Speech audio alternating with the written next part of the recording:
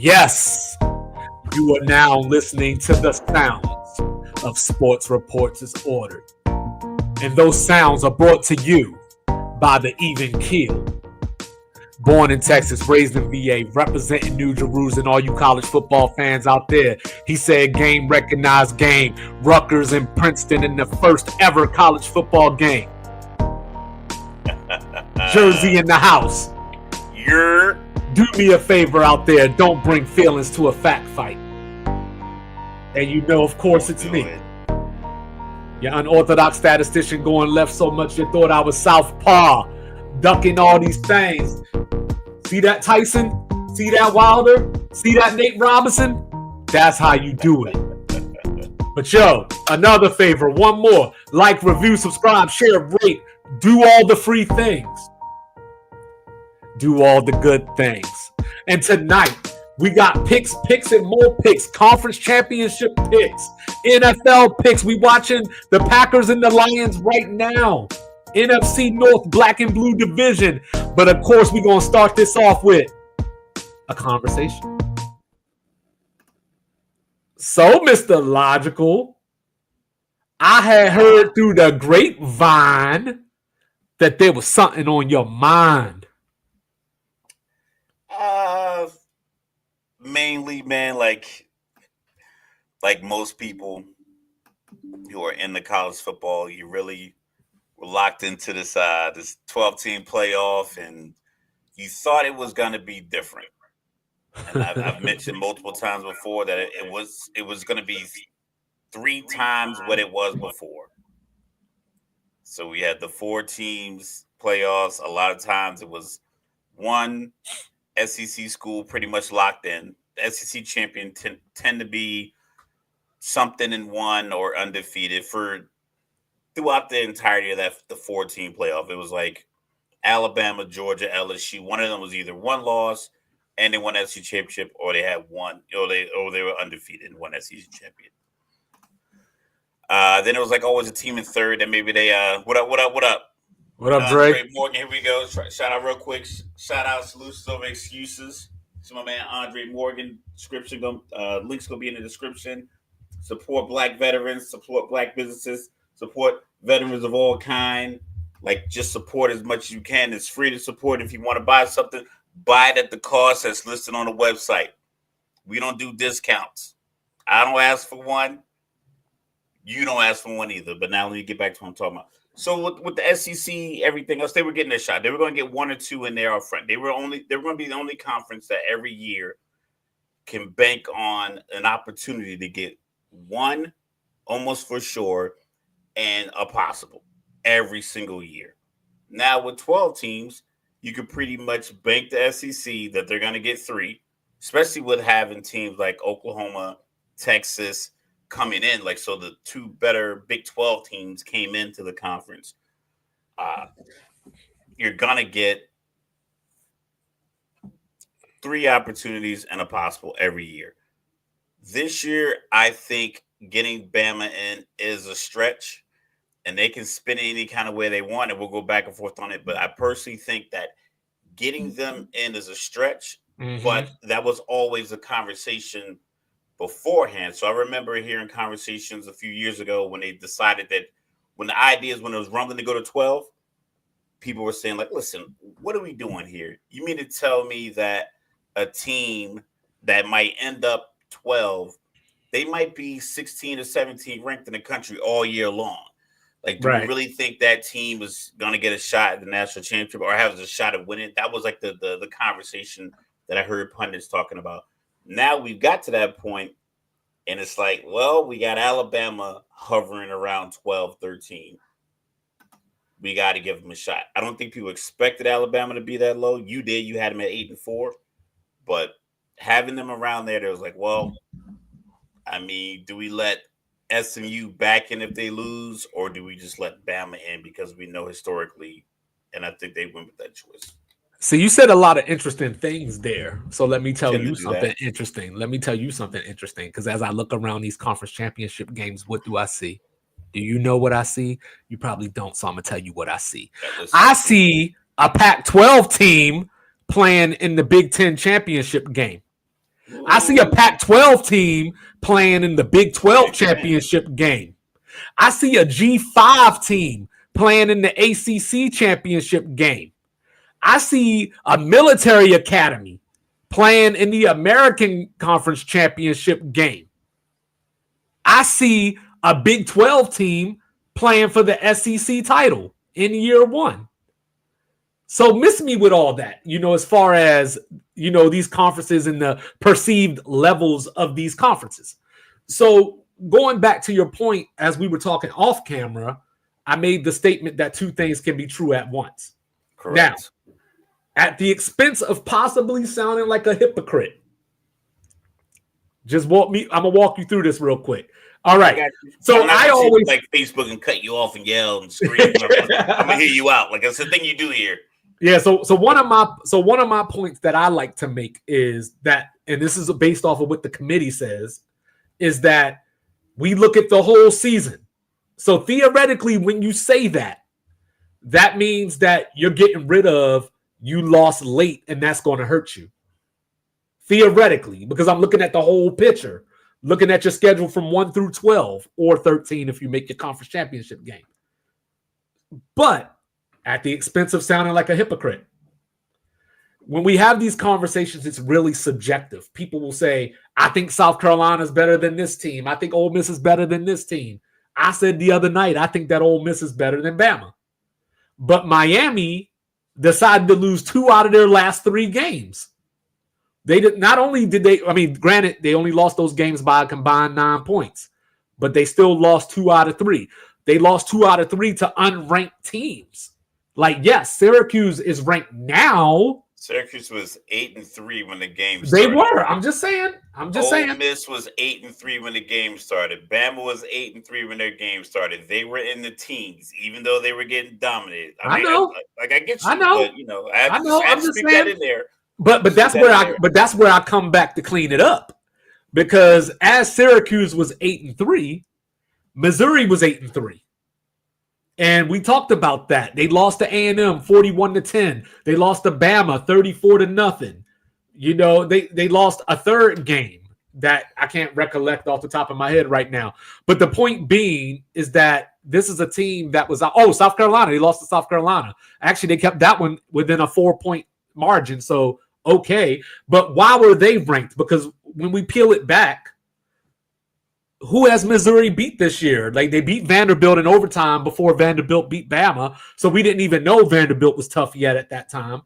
They beat Boston College, but had to come back from 14 down or 11 down to do that. They were down 14-3 at home to do that. They beat Arkansas the other day. And I know you can say Arkansas beat Tennessee, but Arkansas also lost to LSU 34-10 at home. You know who beat LSU this year? Yes, of course, Bama did, because LSU is Bama's bitch. But they also lost to USC. And USC been talking about potentially firing their coach if he didn't have the buyout that he had. So I'm not trying to say that Miami does not deserve to be in the playoff. I'll just say that Miami shouldn't have left it in the committee's hands, because looking at Georgia, for example, Georgia has 2 losses right now. They're going to play Texas for the SEC championship game. We know damn well if Georgia loses that game, they're getting in the playoff anyway. Yes. And that's the problem. So, I think people are using, for some reason, 2 years in a row, Florida schools are being made the example of, and it blows my mind. They are in the same region as all this other SEC stuff. They get the same players. They tend to get the same level of players. Right. They have the same caliber of high school talent.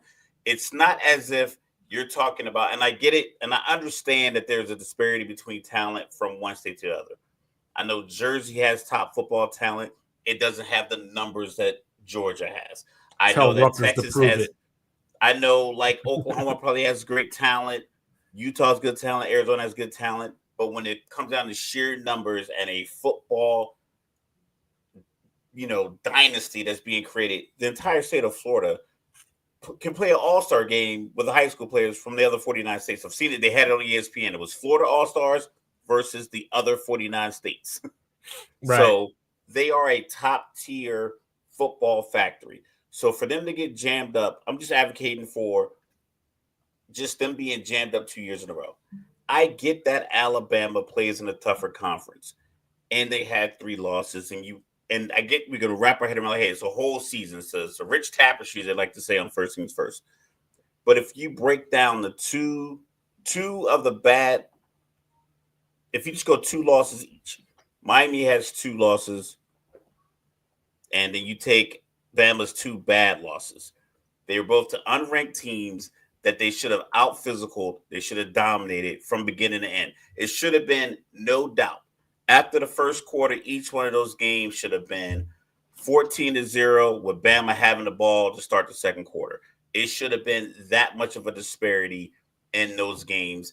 And those games, I think they totaled, what, 20 points? Yeah, they well, the Vandy game was a shootout. They lost that 40-35. Yeah, but like they were like being dominated. So like not. I think I was getting confused. Well, real quick, since you brought that up, do you remember what the spread was on that game? Probably at least 20 and a half. 22 and a half. Bama was favored by 22 and a half. They were favored. 2.5-point favorite. They were favored by 14 and a half against Oklahoma. Dominated. We talked about the time of possession and the same thing against Oklahoma. I get that Miami's defense isn't great, but they never went to a game and started it and played all 60 minutes and came out with 3 points and a loss at the end. And that's what's crazy about it, because should be that if you take, like, we used to have this argument a lot when we used to have our basketball debates. I'm like, yo, if we took the resume, I remember like I had a supervisor who told me, like, when you go for an award, like if they didn't put names on the awards, if they just put the document with the bullets, like these are the accomplishments of these 2 people. Their job, just these things from this squadron. And it's like, I think this document, the bullets on this document are better. And then they hand them over, and then the person who has all the information fills in the name. Like, okay, that was this person, that was this person. Because sometimes just strictly people knowing your name. I remember it was this one narrative when I was growing up in the Air Force that if you were a female in maintenance, you were winning a lot of awards because they felt like you were in a male-dominated career field. And if you can compete on their level, then that means you're the winner. And that was like the narrative. It's like, honestly, man, it's just a matter of like who wrote the bullets. But some people do get away with like just being the name at the top, and the information on the page is irrelevant. It's like, oh, I like this person, I got to get it. That's where we're at now. They can try to stand up there all they want and say Bama's season was better than Miami's. It was not. At no point was. Well, after midway through the season, where we but that's where I kind of disagree. We thought Miami was like the whole season up until that loss to Georgia Tech. People had Miami still contending for the national championship. Alabama, people wondering what was going on. I don't think anybody ever thought Miami was a national title contender. I think that people knew that or thought that Miami would make the playoff. I don't think anybody thought they had Cam Ward as potentially the top draft. He's a Heisman candidate. Candidate. They were undefeated. Miami was back. They were high flying. They were heart attack kids. They were coming back. Miami got a problem though. The Miami's coach hasn't learned how to use the clock yet. He's got that Andy Reid syndrome. Okay, but that's what I think it is. I don't feel that the metrics favor Bama. Well, see, but this is the thing. More than they favor anybody else. I just think that the name at the top of the resume favors Bama. Well, it goes back to what we were talking about the other night. It goes back to what we were talking about the other night, where when you look at strength of schedule, there's a certain perception that comes with being in the SEC. So therefore, you start out the season ranked in all these things. So for example, Bama beat Georgia. That's a better win than anything Miami has. Yeah, Ole Miss beat Georgia. Almost blew that game. So the same thing people are knocking Miami for having a defensive back end that can't stop anyone. I know. Alabama has that. Their 2 losses, their best win. Let's think about this. Their best win, they were up 28-0 and still needed a Hail Mary bomb and the most acrobatic sideline run in the history of football to score. Like, I haven't seen one better. I've never seen a wide receiver juke 2 guys all the way down the field without cutting to the middle of the field. He stayed within the hash to the sideline. That was remarkable. It wasn't like he caught it in the end zone. He caught it 30 yards, 40 yards short and juked these guys out. That was a miracle play. So if you think about your best win, you almost blew because you couldn't play defense in the second half. Okay, so then your losses, you got dominated. So I hate doing this. I hate doing this, but just we're having a conversation. The transitive property part. No.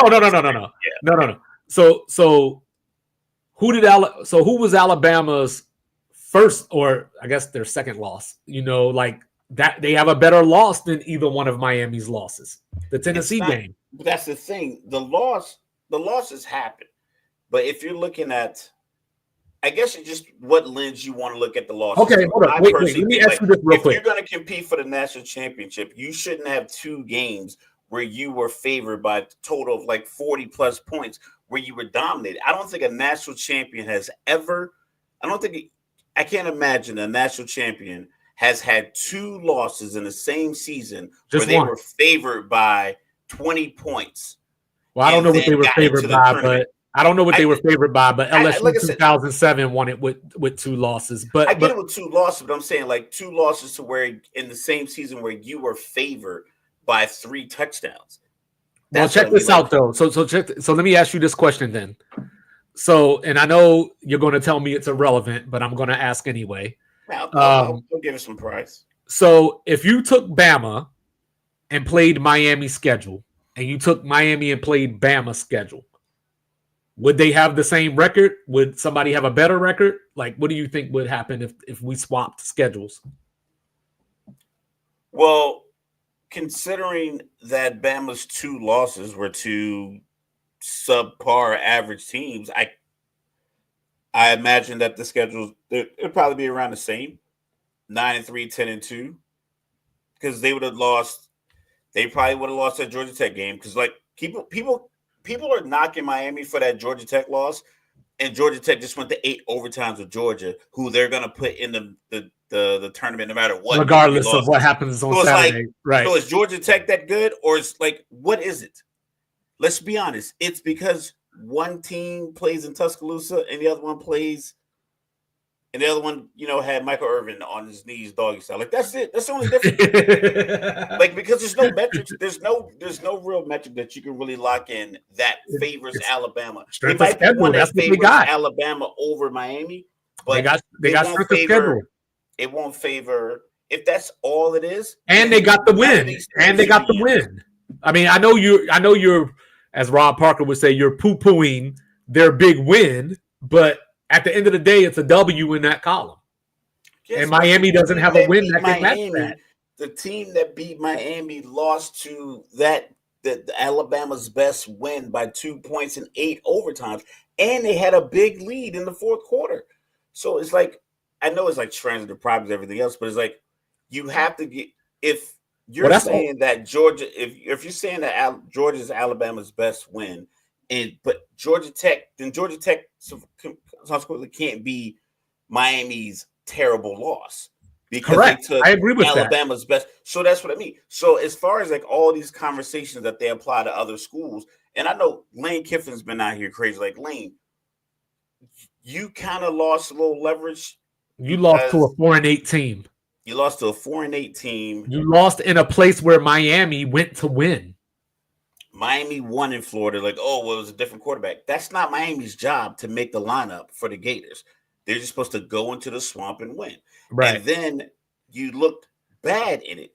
If, like I said, if that was a shootout 34-31, and they lost on the last second field goal and Jackson Dart played great, I get it. But it's the same thing I'm applying to Alabama. They didn't look good in their 2 losses. They didn't look great in the second half. Best win. But see, and that's the thing, right? So let's stick with the SEC being tough, right? So Ole Miss lost 13-12. So Ole Miss lost to this team that was 4-8. You know what I mean? Then you had that 4-8 team. We talked about this. They played Georgia to a 13-12 standstill. Where if their coach had any nuts, they beat Georgia. with nothing to lose, especially if you're going to finish 4-8. Why not? That same 4-8 team got blasted by Texas. Well, I ain't gonna say blasted, 31-14, but still, you know what I mean? It wasn't close. So why is it? And the thing for Ole Miss, the most damning part of it is that you lost that game to that 4-8 team at your place. That wasn't a raucous night game early in the season, and we didn't know that Kentucky was this bad yet. That was at your place that you lost that game. And on top of that, you're starting quarterback in these pressure moments. Doesn't look like he's built for it. They gave up. But Ole Miss gave up a 65-yard touchdown pass on 4th and 23. And in South Carolina, the South Carolina argument is like, yeah, they can say they beat this team, but it's like, yeah, but you lost to both of the teams ahead of you. Like that, I'm good with something as simple as that eliminating you. The problem that I have with Bama being selected over Miami, or the potential that Clemson beats SMU and SMU is out, is that the rules you use to eliminate other schools and other conferences, you don't apply unilaterally to your SEC decisions. And that's fine if you're just going to get up there and say that. And the chairman of this college football playoff committee, he pretty much said that. He was like, nothing's going to change the position. I thought that was a little premature because I think it should. I mean, there's no reason to. If Texas comes out here and blasts Georgia 31-13. They're going to put Georgia in because Georgia has the number 3 SOS. And Georgia beat Texas already this season, and Georgia made the SEC championship game. Okay, I'm not saying I agree with that. I'm not saying I agree with that. I'm just saying that's what they're going to do. If that's the case, if Clemson blasts SMU, then SMU should be in. Because I agree. What logic are you applying to the Georgia blowout that you're not applying to SMU? They're in the same boat. You're not applying any logic. You're looking at names. And that's all it is. That's all it is. Because I want to give the guy credit, but I forgot the name. But this goes back to it, right? The brand. And this goes back to it because I agree with your overall point, but this is the problem.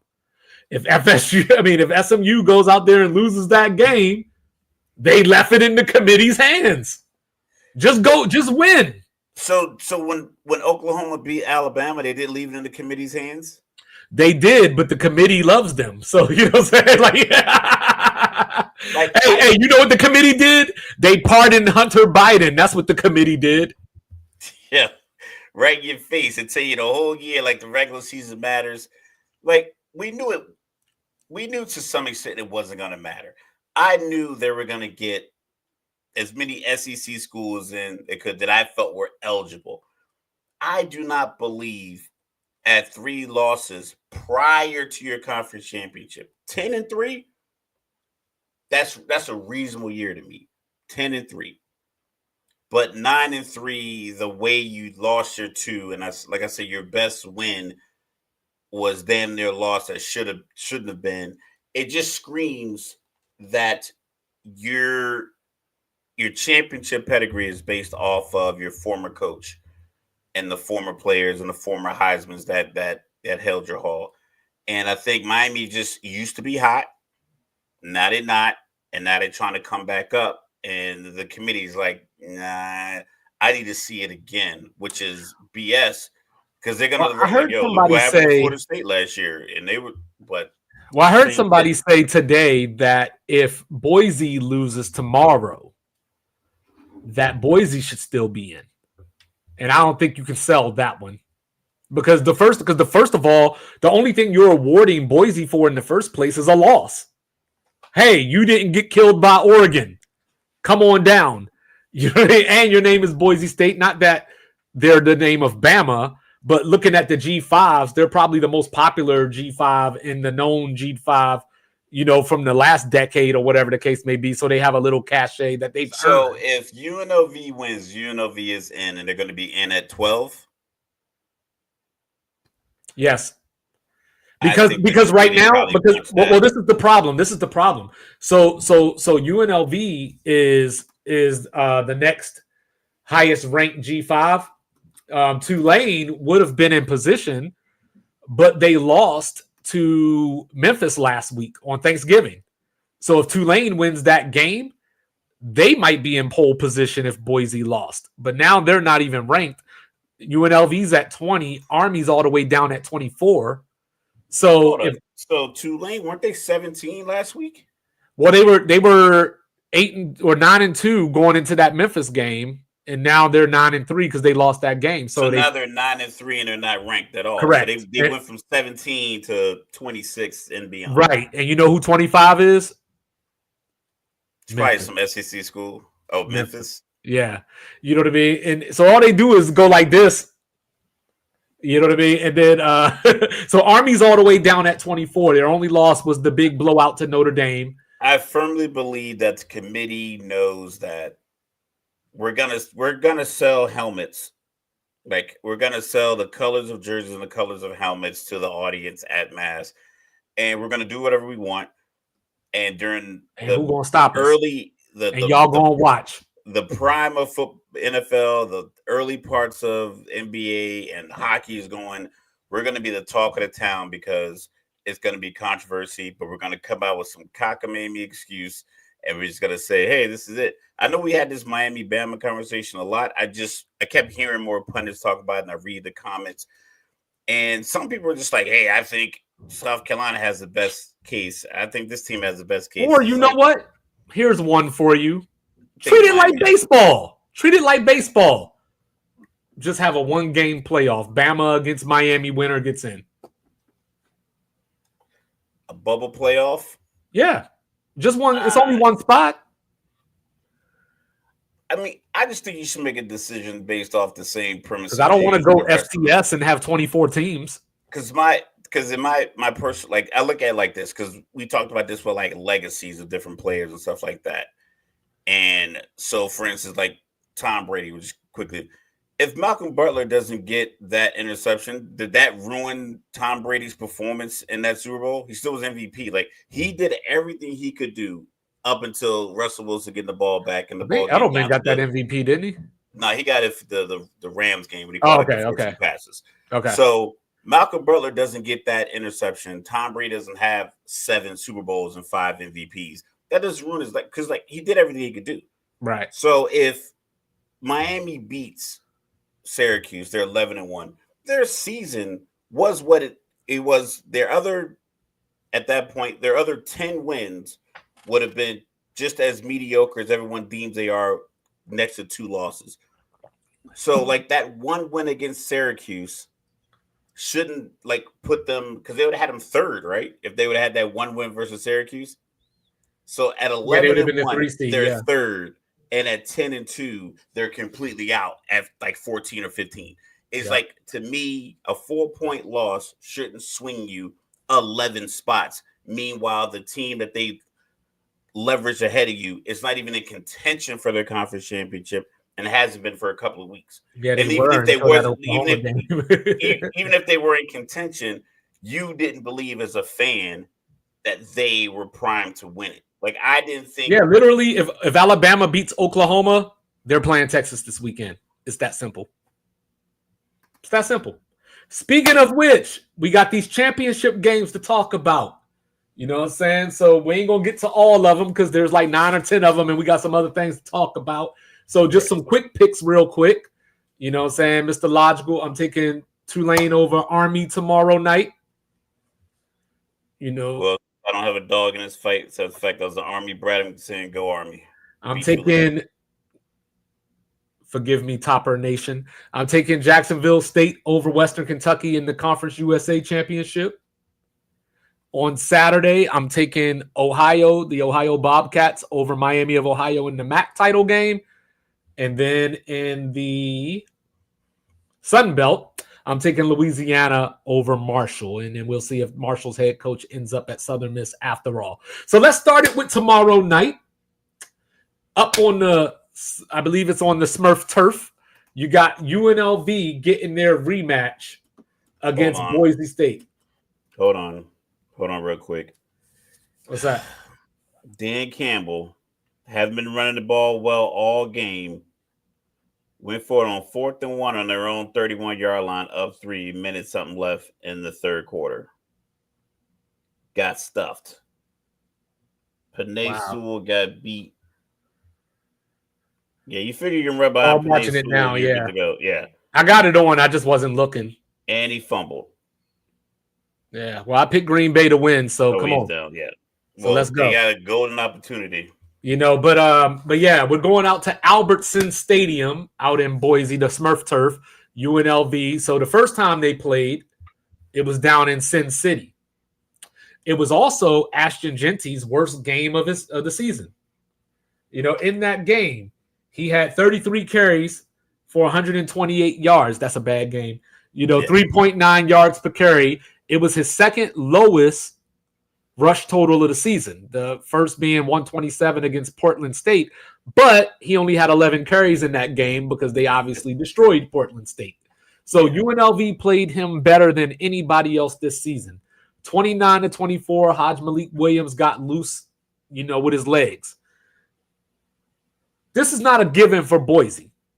I'm going to give it to them just because they're playing at home. Pause. But I think that Ashton Genty is going to redeem himself against UNLV.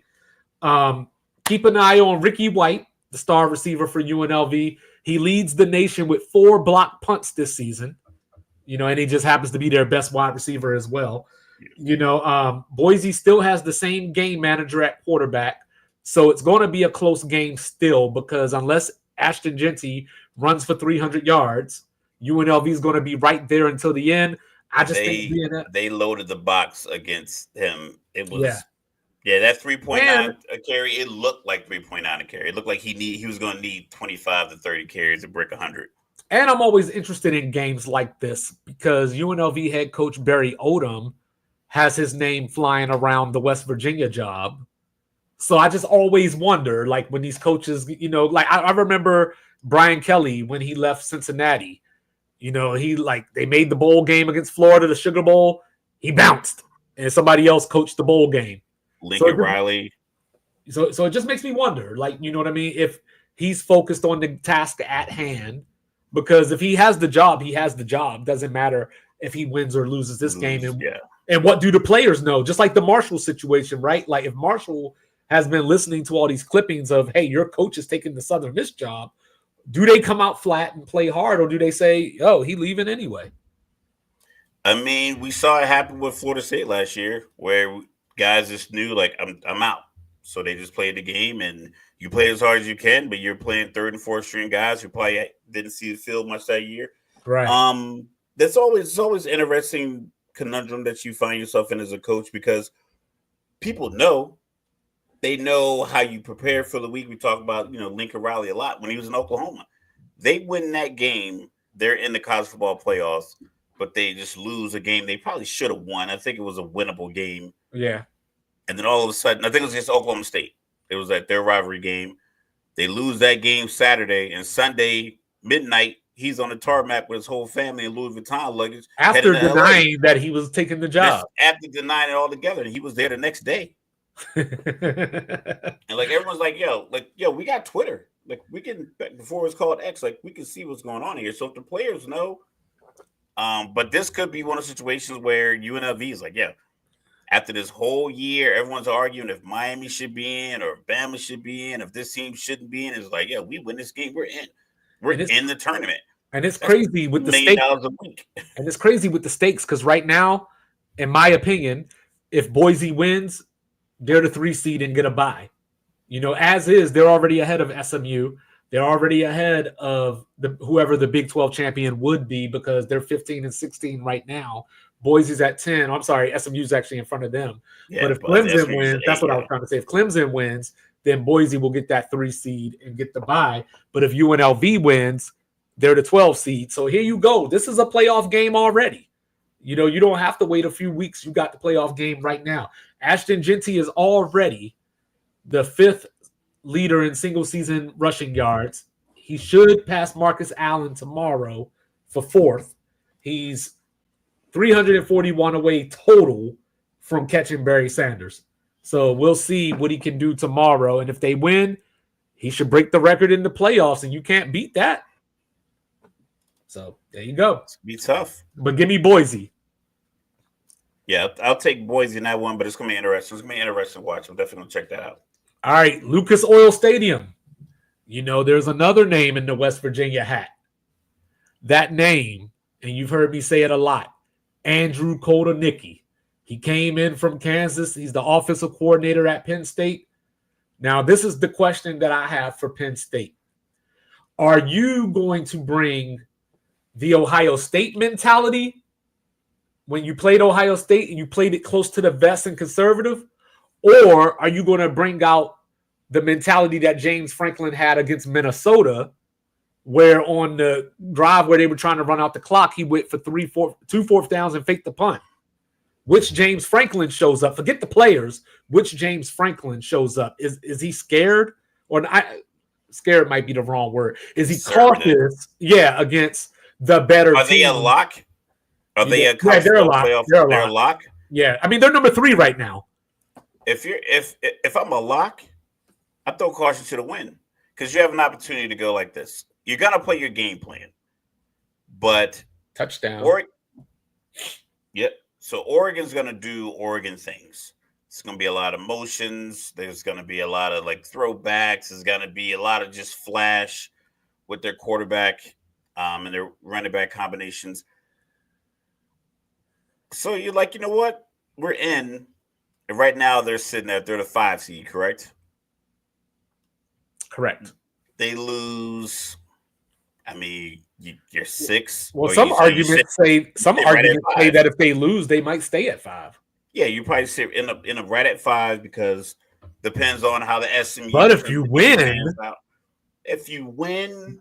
you're number 1 probably, or you 2 behind Georgia if they win, or if Texas wins. Mm-hmm. If Texas wins, they're 1. Maybe because they beat Georgia. But you got to remember, Oregon they're the only undefeated team right now. Yeah, but I think they're going to put so much cachet into beating Georgia in a rematch versus Oregon, a Pac-12 team, playing in a Big Ten championship against Penn State, winning that game. I think Texas moves up. But I say it doesn't matter because I'm rolling with the Nittany Lions. I'm taking Penn State to win this game because of a guy named Abdul Carter. You'll see him on your NFL draft boards and news. He's going to take over the game. I think they're going to keep Oregon at bay because as much as we can clown James Franklin for his 1-14 record against top 5 teams, when I look at Dan Lanning, he hasn't proven that he's a big game coach per se. You know, when you look at the losses in his career, they're undefeated this year, but when you look at the losses in his career, they were all big games. Pac-12 championship game against Washington. Washington beat them twice last year, Oregon's biggest rival. They lost a game to Oregon State that they could have won or been in the Pac-12 championship game if they won that game. They lost to Georgia 49-3 down in the compressor to start a season. So he doesn't necessarily show up for the big games either. But what he did against Ohio State, he did what James Franklin doesn't do against Ohio State. He pulled out the Brandon Staley playbook of I'm just going for all the 4th downs and I'm keeping the ball and riding the dime with the athletes I have. And if I don't think Franklin's going to play it that way, even though I think he should.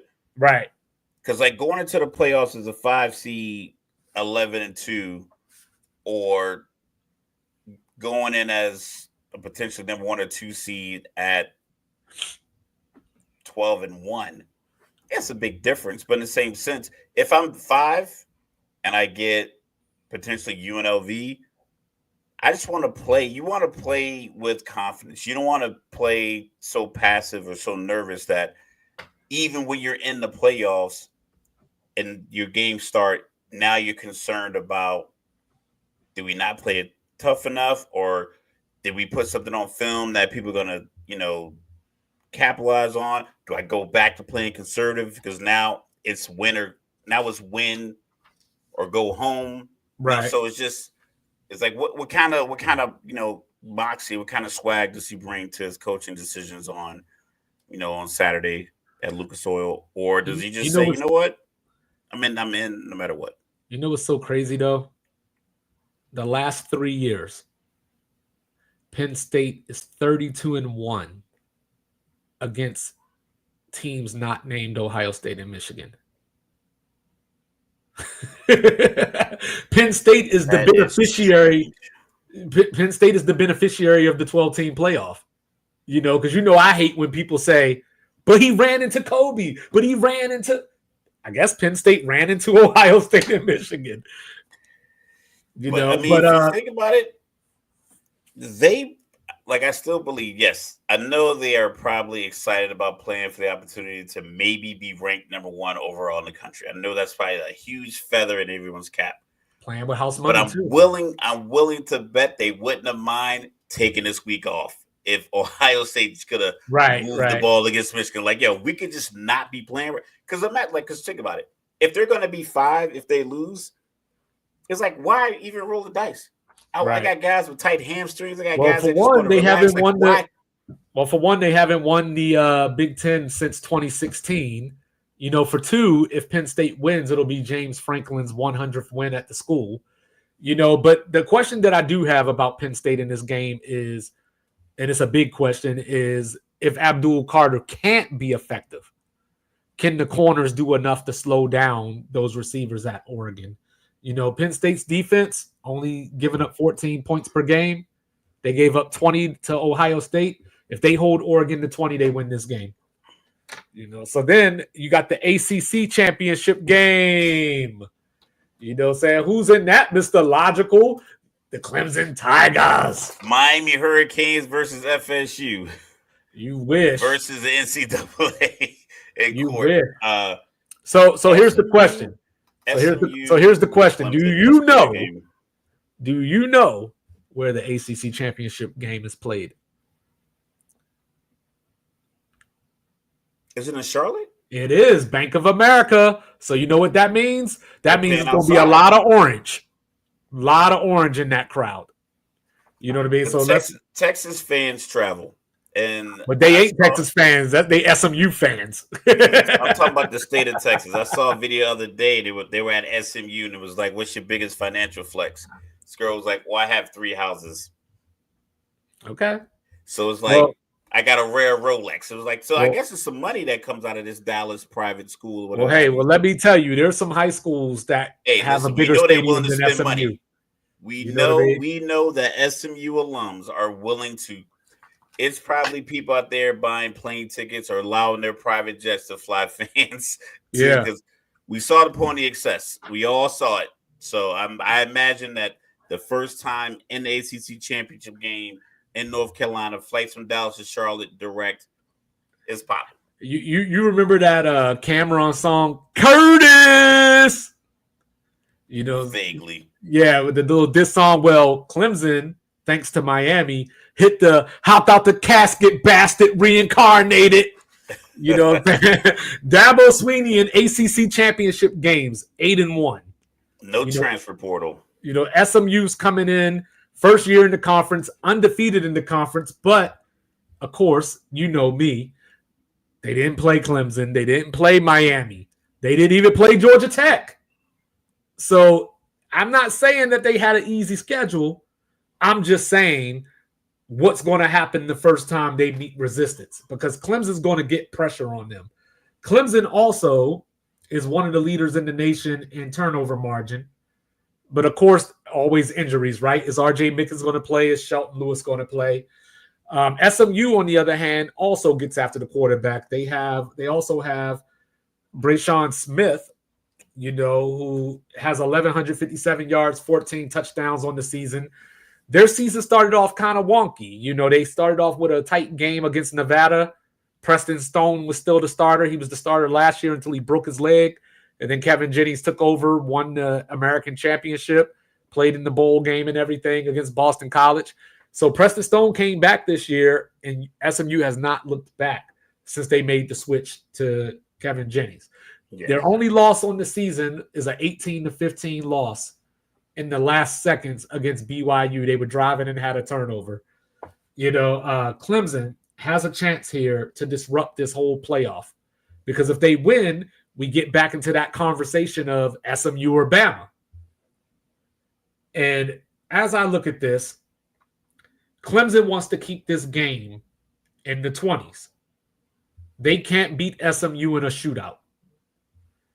Cade Klubnik has played a lot better this season, but Clemson has lost to every good team or decent team that they played this season. They got smacked by Georgia. They got smacked at home by Louisville. They only put up 14 against South Carolina. So I don't know how good of a team Clemson is. All year long, I've been trying to figure out how good of a team Clemson is. But if I'm going to trust them. If he can be the dual threat that he is, like he was one of the top ranked dual threat quarterbacks coming out of high school. If he can get loose, then you got a shot. Because we talked about after the Georgia game, you talk about the lack of playmakers at the wide receiver position. Have those guys gotten better, or are they just kind of a byproduct of just being on a good program? Like Clemson's a good program. They're going to have good players. Right. I think they're well coached. Maybe I would personally use the transfer portal a little bit more than Dabo's using his zero. Excuse me. But yeah, I think they have a real shot. Yeah, I'm taking Clemson. It's going to be a close game. I don't think they're going to walk all over SMU or anything along those lines. None of that, hyperbolic stuff. Saying so. I'll call it 27-23. Orange taking over Bank of America Stadium. Then Mr. Logical, the game that Mr. Logical does not want to talk about. Live from the compressor, it's the rematch. Debo coming back to get Craig. Texas, Georgia. What say you, Mr. Logical?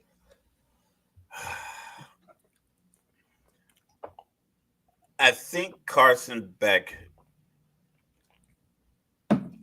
of all the quarterbacks that are going to get run, because I think Arch Manning is going to get his opportunities to get in there. I think Quinn Ewers is going to get in there. I'm pretty sure he's still healing from his ankle injury. I think he's the most likely to make multiple mistakes. Okay. And no matter how good your defense is, if you put them in position to where you're allowing a team with the talented athletes that Texas has on the outside, and the running backs they have out of the backfield. And like I said, you have two quarterbacks that you could probably start either one of them if you had to. And I'm pretty sure Arch can start for any top program in America right now. Like he could leave this week, get their playbook tonight, and be playing in their bowl game in a week. So I'm gonna give the edge to coach, quarterback, playmakers, Texas over Georgia, because I think in those games where Carson Beck has 2, 3, 4 turnovers, it's like, all right, why aren't you running the ball? He's had multiple games this year where it's like 2 bad turnovers early, throwing the ball to the other team, just like really bad throws. Like, okay, let's settle down. Let's run the rock. I think Texas has a better grip on that. They're like, let's settle down. To the point where when Quinn probably could have come back, they're like, you know what? Let's play Arch a couple more games. Get him a couple games. Quinn, you sit and chill. You're getting your job back. Like I said, I didn't like the panic move when they swapped him out in the Georgia game for, like, if you have a package for him, pause, put it out there. Pause.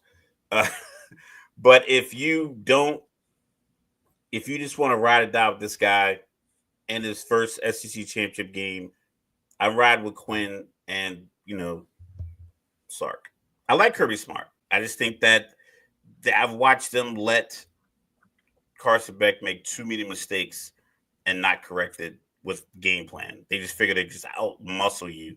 And when that doesn't work, what do you do then? And it's like, so I'm taking Texas, even though it's in Atlanta. So Sark is the kind of coach that we talked about this with guys like Lincoln Riley, Cliff Kingsbury. You don't want them to see what you do. They've played Georgia already. Sark is going to have a plan for what Georgia did to them. Yeah. But real quick, before I go any further, let me ask you a quick question. If Texas loses this game, they still make the playoff. But do you think they switch? and go with Arch. Texas. Oh, for the playoff run? Yeah, like do you think they switch if they lose? I don't think they do that because I don't think they would do that because Quinn is either NFL draft stock, like you had this guy in your program for 3 or 4 years. You don't want to wait till 3 months before a major job interview to like shit on him and ruin his opportunity going forward. Okay. Or you don't want him to like come back and do a graduate year and go to Oklahoma for a year. I mean, I'm pretty sure he wouldn't do that, but like something along those lines. I think they'll still ride with them. Okay.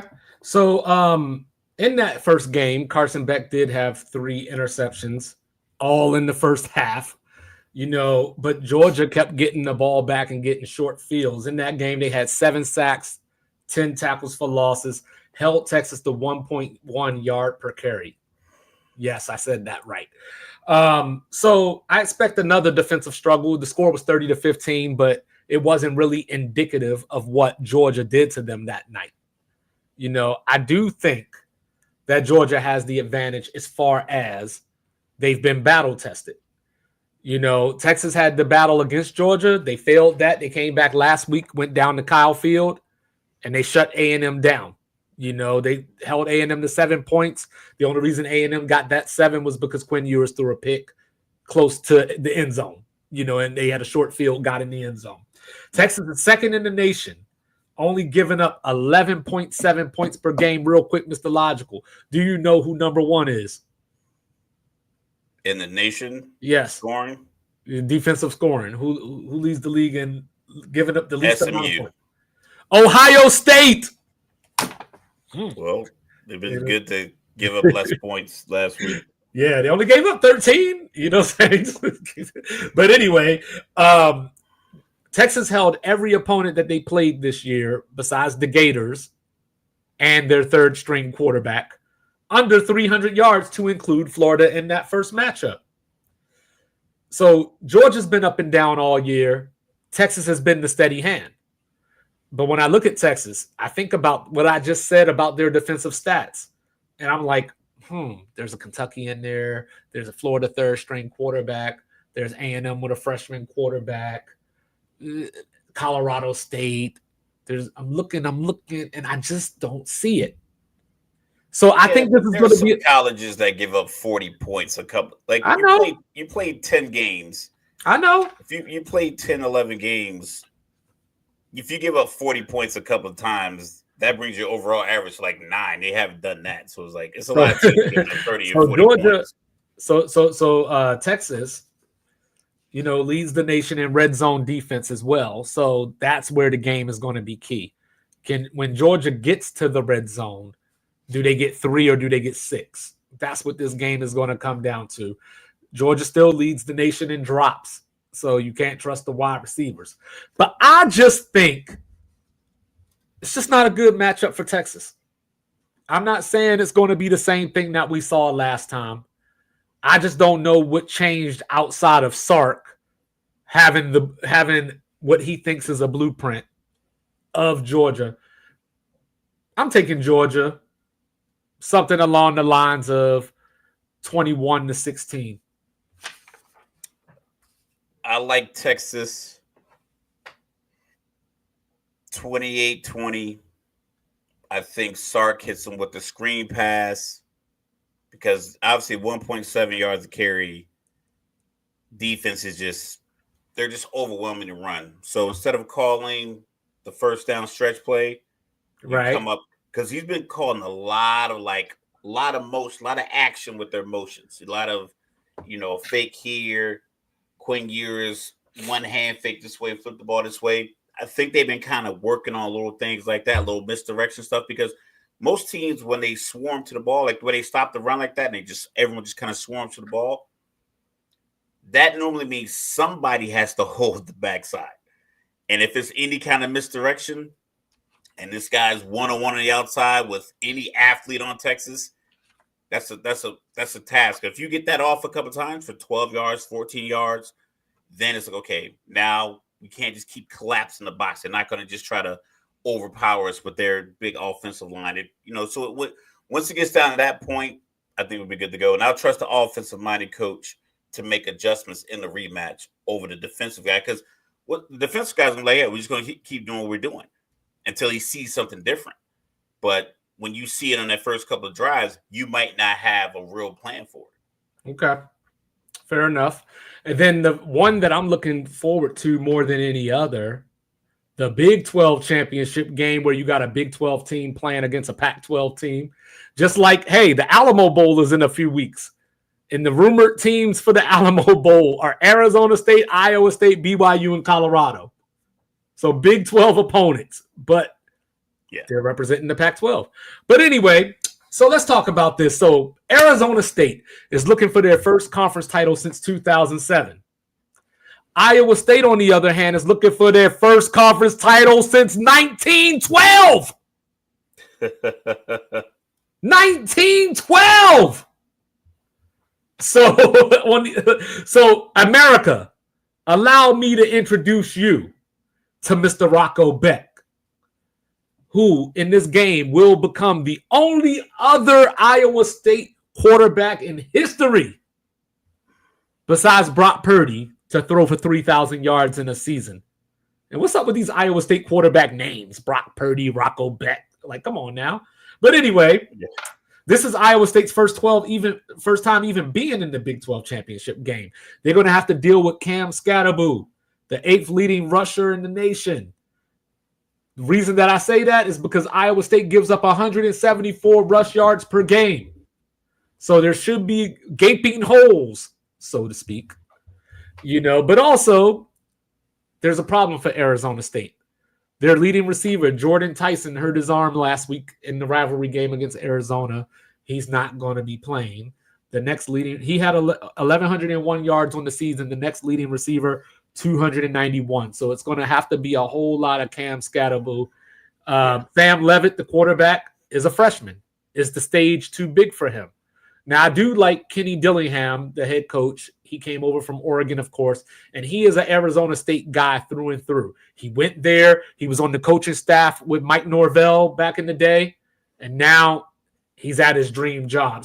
And he's giving his bonus to employees that, like 20 off-the-field employees that don't get bonuses. So he's dividing his bonus. He has like a $200,000 bonus, and he's dividing it up amongst them. So you can tell that he's respected in his locker room if that's the kind of behavior he's putting out there for his players. Right. And this is the question that I have that sums up my thoughts on this game. Would you rather be the hot team or would you rather be the better team? Because Arizona State is the hot team right now. Iowa State came off those ugly losses to Kansas and Texas Tech back-to-back. But I think they've turned a corner. I'm going with the Cyclones to end the 112-year drought. That's crazy. I like Cam Scatterboo. I like the swag that he runs with. It's probably the only matchup outside of Montana where you got 2 starting white running backs. So I'm gonna take Arizona State. The Pac-12 team coming through to win the Big 12. I kind of want a lot of the other newer teams to win the new one, because I didn't like the realignment. I wasn't a big fan of it. I thought it was like just a little too much. Like I said, when Cal and Stanford in the ACC is like, okay, this is too much. Right. But yeah, so I ride with Arizona State. Like you said, sometimes being a freshman is like, I don't know any better. Like, you're a freshman starting in college. That means you probably were a pretty successful high school player. Like, all you do is win. Right. Talent. Touchdown pack, but there's a flag. So real quick, this is just an open-ended question, rhetorical question. Can we be done with the Notre Dame needs to be in a conference talk? Because they're beating. Never gonna happen. They're beating teams from all over the place. Everybody's like, but Notre Dame doesn't play tomorrow. They're not going to play this weekend. Ohio State ain't either. And they're in. Alabama ain't either. Penn State wasn't supposed to play, and they're in. Alabama, so what is that? Is Alabama Tennessee ain't either. So is Alabama third in the SEC? Just out of curiosity. Are they third? I believe Tennessee's third.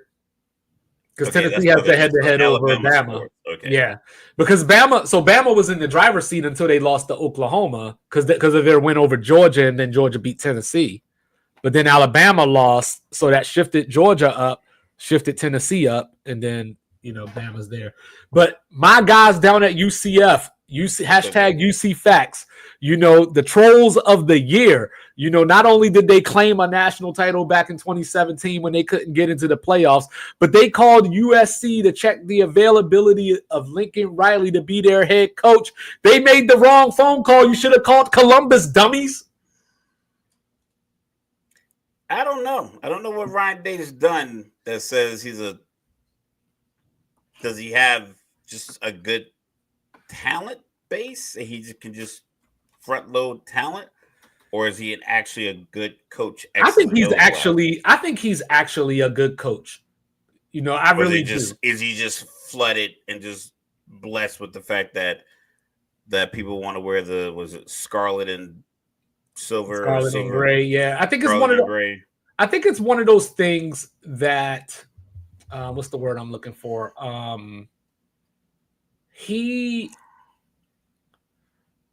There's always somebody that has your number. Back in the 90s, I think I brought this up the other night. Back in the 90s, John Cooper was the head coach. They would go 10-0 every year, 9-1, go into the Michigan game, lose, and not have a chance at the national title because they lost that particular game. That's what Ryan Day is doing right now. I mean, at Ohio State right now, he's 66-10 as a head coach. Like, I don't know what you want me to do with that. I mean, like we talked about it the other day. He was a missed field goal away from winning a national title basically a couple years ago. He made another national title game against probably the greatest Bama team of all time with Devontae Smith and all those guys running around. So, yeah. I mean, so it's not like he's out here losing to say, Northwestern or something. And you're like, what is he doing with their talent? So that's where like for me it's kind of crazy, where like I understand though, you got spoiled with Urban Meyer, coming in there showing Ohio State what they could be. You know what I mean? And now you got the backup coming in there taking over, it's just I don't know. Like so as of this weekend, right? He's 1-4 against Michigan. He's 44-1 against the rest of the Big Ten. And that one loss was the game to Oregon by 1 point this year. I'm just saying. Yeah, but it doesn't feel like watching him. Granted, I know this is the latest game. He just felt like he was a little overwhelmed in this last Yeah, game. And I mean, coaches have a bad day, just like players have bad games. He just looked lost. Allen Iverson made a career of going 9 for 30, and everybody loved him. He knew what he was doing. He was trying to shoot that rock. He knew he wasn't out there. Allen Iverson never went, 4 for 19 with like 12 turnovers. It was like, nah, that's not. He can go down doing what he does. Is like that's what I'm saying. I don't know exactly what Ryan Day really does. He gets a lot of transfer quarterbacks in. Like, I don't know how many of his guys he recruited other than C.J. Stroud. I think he recruited straight up from high school to Ohio State. And Quinn Ewers came, but he transferred out. Right. Joe Burrow was there. They still got Aaron Nolan. But I will say, last thing real quick before we switch over to the NFL. North Carolina, Purdue, West Virginia, UCF, maybe to a lesser degree UCF because your coach just resigned. Y'all wild as hell for not having a coach on National Signing Day. Like you made the decision to fire Mac Brown 2-3 weeks ago. Like you gotta. That's ballsy. You know what I'm saying? So unless you're trying to wait on somebody that's in the college football playoff, like a coordinator that's in the college football playoff or something. It's like this like 15 teams. You're just sitting back waiting on one of 45 to 50 coaches between offensive, defensive coordinators and head coaches. Is like so I give UCF a pass because, like I said, their coach unexpectedly stepped down. But North Carolina fired him 3 weeks ago. We've been talking about Neil Brown getting fired for about 5 weeks now, just us, and we're not even in the industry for real. You know what I mean? And you got Purdue, who went 1-11. They beat a FCS team to start the season and lost all 11 games after that. So you could argue that he shouldn't even have made it that far. But you know what I mean? But you fired him, and you don't got a coach on National Signing Day. Transfer portal opens Monday. You better have a great accountant. Just like, listen, we have this money available. Get a coach in there. But Mr. Logical, I was doing some thinking. I don't know if a division game can be a trap game, but I was like, oh man, Detroit getting Green Bay, this is crazy. Buffalo getting the Rams, this is crazy because Buffalo goes to Detroit next week. And as I was looking at that, I was like, hold up. Detroit got to play Chicago at home for Thanksgiving. They got to play the Packers tonight at home. And then they get Buffalo coming in at home. Go ahead and thank the person that made that schedule. I don't know. I saw a commercial, like an AI commercial, and they said it used to take weeks to make the NFL schedule. Now with AI, they can make it like a matter of, Well, yeah, AI definitely made that. But speaking of which, let's start there. Buffalo going into SoFi, 7 straight wins, looking for the number 1 seed if somebody can do some dirty work and knock off Kansas City for them. The Rams went out here. I don't know what they were thinking. I guess they were desperate. They went in, brought in Emmanuel Forbes. I don't know what that does for anybody. The Rams giving up 144 rush yards per game. So what that means to me is a lot of James Cook, a lot of Ray Davis. The Rams, I've been waiting for them, as far as when we were talking a couple of weeks ago about, hey, who's going to win the NFC West? I thought the Rams were a good pick because I'm like, hey, they got the quarterback, the vet, the KG vet. They got their weapons back, but it's just not clicking. Like I said last week, they have too many question marks about the people who are there regarding if they're going to be there after the season ends. It's too but from Cooper Kupp to Sean McVay to Matthew Stafford, probably even the GM. I think everyone's kind of looking like, all right, we had that Super Bowl victory and we had a couple of good runs.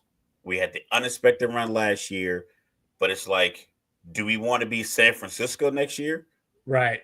Do we want to be, do we want to have a complete collapse next year? Because like Matthew Stafford's not getting old, any younger. So I think that's the probably the biggest problem with the Rams is like it's not a lot of room to be hopeful and optimistic. I think it's a pressure cooker because you don't know who's going to be there.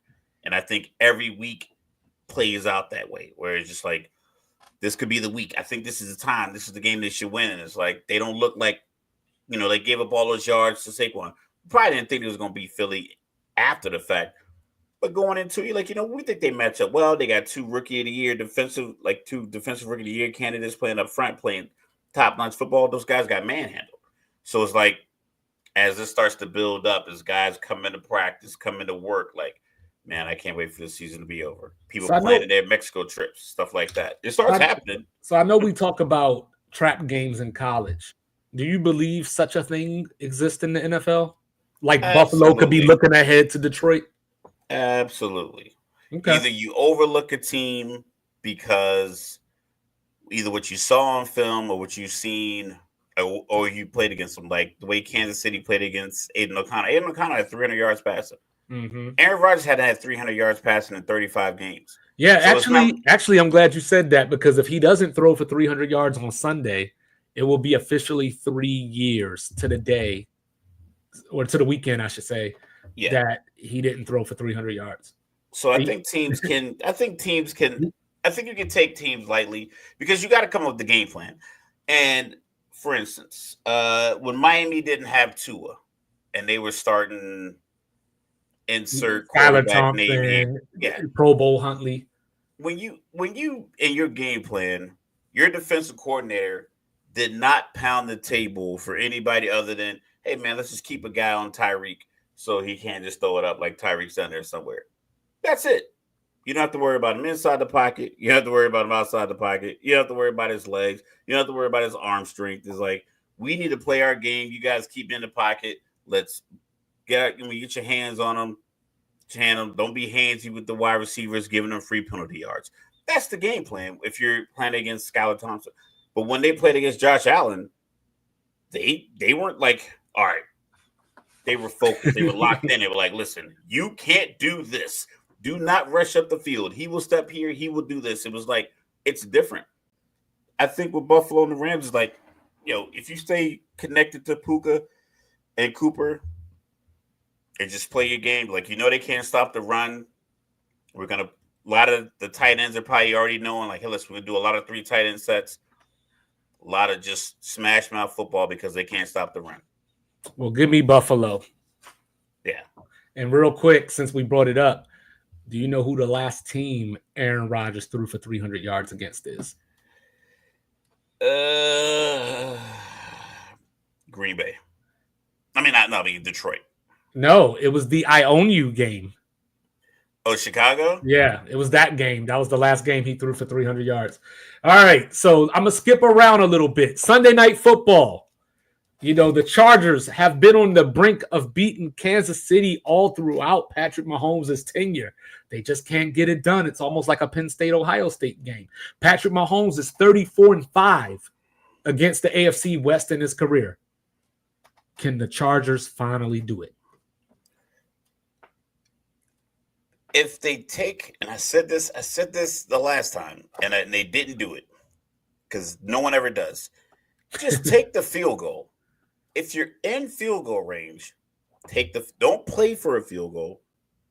Don't play tight, like, we're just going to just line up because they still could block it. But if you're in position where it's like, hey, we can get a field goal out of this, we get a touchdown. If it's 3rd and 4, if you have a great play drawn up for 3rd and 4, go for it. If not, if it gets to 4th and 2 inside of the 6, just kick the field goal. Just take the points, go back, do the silly kickoff, and play defense. Because Kansas City is going to take the points. They go for it every once in a while, but when it gets down to that point, they're going to take the points because they believe that any points we get is helping us beat you versus everyone else is like, oh, we got to get a touchdown. Kansas City, like, cool, we'll go down. If the score is 10-0 and they're at the 5, yeah, we'll kick a field goal and be down 10-3, play defense. All you got to get is 3 play stops. And you get the ball right back. You have the opportunity to get your 7 points. It's like teams play it like you don't get the ball back if you get a stop. Right. So when they played earlier this season, back in week 5, the Chargers jumped out to a 10-0 lead. Kicked the field goal, got a pick, short field, touchdown. It was like, oh, is this the moment? Is this the moment? And at that time, we were saying to ourselves, is Travis Kelce done? I haven't seen Travis Kelce yet. And then he came out 7 for 89 in that game, and he's been a little bit better every week since. Now, I brought it up the other day. They're starting to run some of those Travis Kelce plays with Noah Gray. So you can't be fooled by the window dressing, the eye candy, and all those things. Stay disciplined. Joey Bosa, how healthy is he? I don't think he's very healthy because he's never healthy. So I want to trust the Chargers. I want to give Jim Harbaugh the benefit of the doubt that he can pull one of these rabbits out of his hat. But the Chargers keep on. They just always choke keep it away playing like the San Diego Chargers. Yeah, but you know what? I'm gonna just go ahead and do it. Give me the Chargers. You're taking the Chargers, taking Kansas City. All right, I'm gonna take the Chargers. Then you got the rematch from the Snow Bowl a couple of weeks ago. Our guy, Jameis Winston, over under 3 touchdowns, over under 3 interceptions. The Steelers are going to come out looking for blood, after losing that game a couple of weeks ago. Russell Wilson, is second in the league behind Jared Goff in yards per pass. Those are the things why we shouldn't question Mike Tomlin, because a lot of people were on the Justin Fields, hey, he's winning games. Why would you bench him? This is why. And you're going to see a lot of George Pickens. You're going to see Jalen Warren in space, and the Steelers are going to smack the Browns around. The only reason I'm watching this game is just because I want to see who plays better between T.J. Watt and Myles Garrett. This is something that I saw, and I saw 2 different clips of Mike Tomlin, or 3 different clips of him mic'd up. One of them, he hugged Russell Wilson, told him said something positive, was kind of muffled, and then one of the offensive linemen walked by and was like, "You been mic'd up?" And Tomlin said, "Shut your ass up and get in the locker room." and then another one, George Pickens, I think it was the Cincinnati game last week, the interception, because he fell down, he grabbed him by the helmet and was like, "That's not going to determine the outcome of this game." You're like, "Let's go." He's like, that play will not determine the outcome of this game. And I think another guy got a fumble, and he was like, "Don't act like this is not something you expected to do." He was like, "You're born to do this." He was like, "This is not an anomaly. This is what you do." So it just let me know, like, when he walks to the sideline and he talks to the players, because I think like George Pickens seems like a crash out sometimes. But Tomlin seems to have a way to get, and like I think, like I said this before, I think the Steelers are like, you know what, we'll get that guy that's a little on edge because we know Mike can keep him in line. I think Antonio Brown was riding that line, and Mike was like, "Listen, I can't do it. I had it. Like I can't hold on. I can't hold on to this any longer." But I just think what he's doing, and it just shows. I know the playoff wins don't match the accolades that we bestow upon him. But just to be that successful for this long, I mean, it's 2 decades. Think about, there's Rich Eisen on the Rich Eisen show the other day talked about the coaches that got hired in 2022. Okay. It was like Lovie Smith, Doug Peterson, and a few other guys like Matt Eberflus. There's a few guys have already been fired. Right. And he's like, it was like 6 or 7 coaches that got hired in 2021, 2022. They're already fired. This guy got hired 20 years ago, and he's still doing his thing and doing it with a team that we all picked to go. Like, we had him at 8, 9, 7, and 10 because we figured that back half. So yeah, it was a fluke against Cleveland, but I think they'll iron it out. And barring no snow, I think they'll be all right.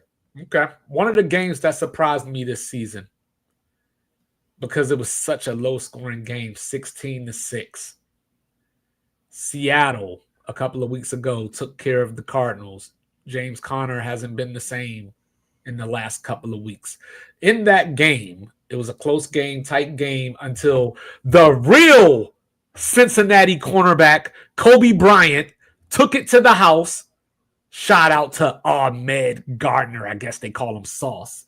But Seattle in that game held James Conner, and it was weird because 7 rushes for 8 yards in that game, James Conner. Over the last 3 games, 36 carries, 109 yards.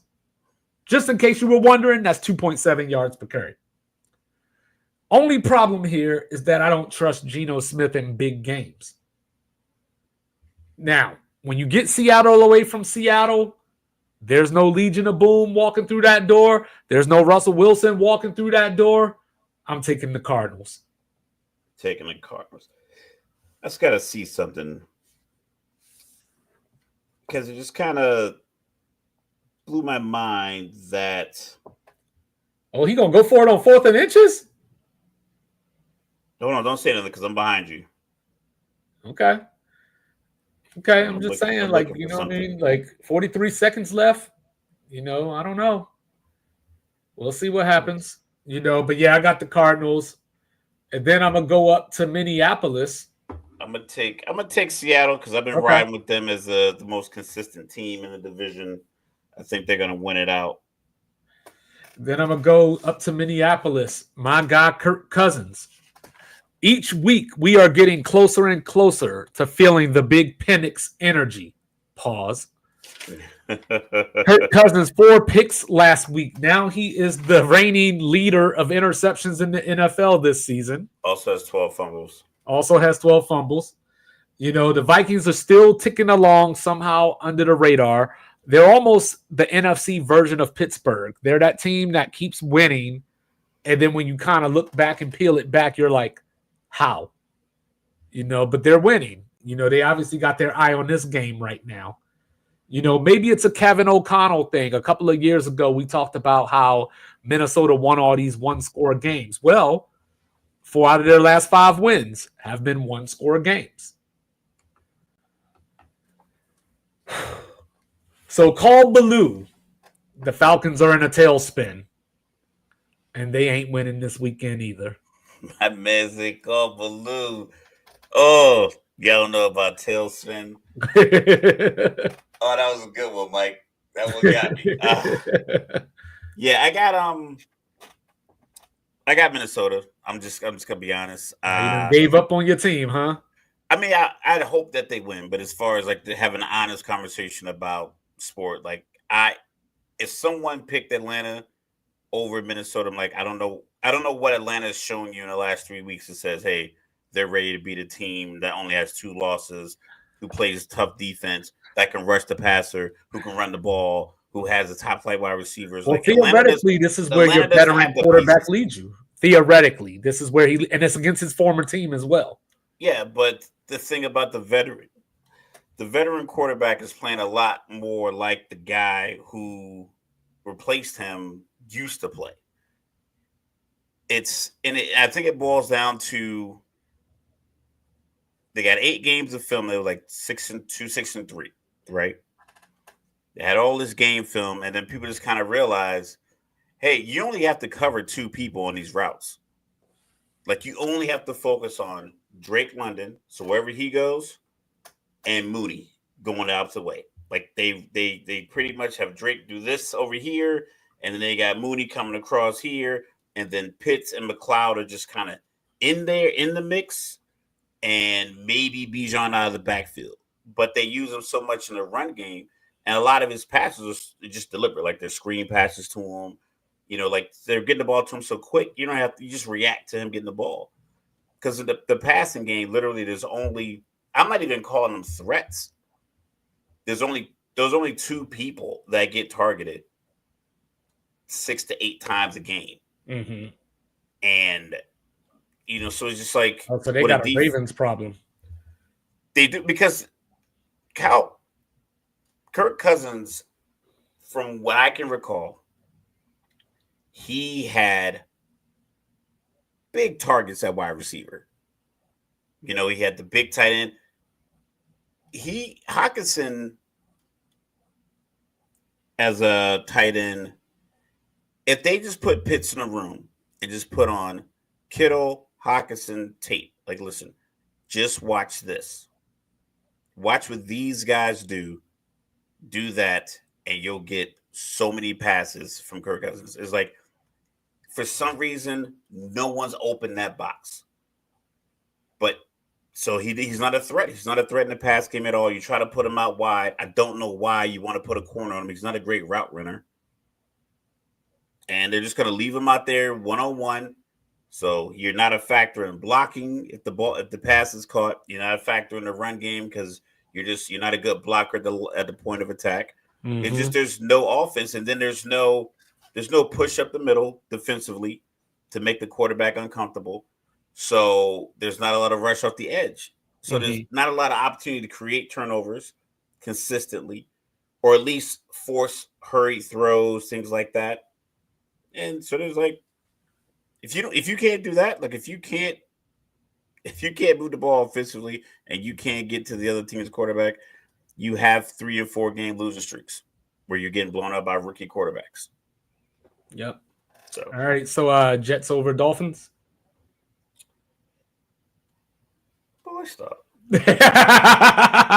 With a loss, the Jets will actually be mathematically eliminated from the playoffs. So go Dolphins. Eagles and Panthers. All I'm gonna ask you: do the Panthers cover the 12.5?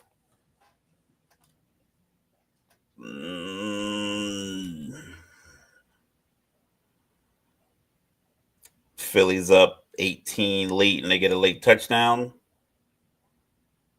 Maybe. Yes. Okay. Bryce Young, no picks in his last 3 games. He makes me think of a classic, the little engine that could. All right, so we got Raiders at Tampa. I think we're both picking Tampa. But I will say Brock Bowers is 3 catches away from breaking the rookie tight end record that Sam Laporta set 2 years ago. So congrats, Brock Bowers, on that. And then shout out Mike Dick's record or something. Yeah. And shout out to my guy, UTSA's own Sincere McCormick. Probably you remember Sincere McCormick. I believe he played for the Falcons at one point. But I don't think so. I thought he did, but he's going to get some carries this weekend. Madison is hurt. Zamir White is hurt. We'll see how healthy if they can go, first of all. So, we'll see. But I'm going with Tampa, pretty easily. And Mr. Logical is going to tell us about, next week about how, Tampa's going to take this division and it's over with. I said that 2 weeks ago. I said it because the same problems that Atlanta has every year, as you get later and later into the season, and you get more stuff on film, you got to be able to overcome your liabilities, and they don't. Yeah. They don't put. I don't think they put the players on the field to overcome their liabilities. All right, Saints over Giants. Yeah. Okay. I mean, it's a dome team playing outside. It's supposed to be cold. Yeah. This weekend. Like, I'm still gonna try to hit the city anyway, but no Taysom Tebow. Yeah, out for the season, looks like. I'm good Giants. All right. Mr. Logical got the Giants. I need somebody to come to the carpet. Kyle Shanahan. I need you to get your Kyle Shanahan on. The season is over. You got the Bears coming in. And what a hell of a month it's been for Thomas Brown, right? He was the passing game coordinator just a month ago. About 2 weeks ago, he became the offensive coordinator. Now he's the interim head coach. Merry Christmas to you, sir. Merry Christmas to you. Playing with house money because I'm pretty sure they don't mind if they lose games. Right. Everybody's jockeying for draft position. They haven't scored 21 points. So when the season started, I was talking about the Bears haven't given up 21 points in 19 games. Man, they haven't scored. That.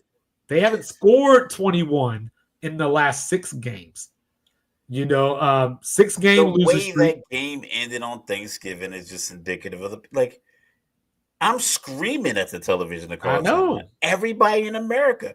The Detroit fans were screaming, call time out. Let's make this interesting. I paid $1,100 for these tickets. I don't mind overtime. That turkey can wait, but it's it just didn't happen. And when that's the case, is this season is a total wash. And like I said, it's a terrible position to be in, considering that it's a tough sport and you can't half-ass it. Right. You can't be on the field half-assing it, nor will you practice all week and not want to play in the game. So it's such a bad position to be in. Mm-hmm.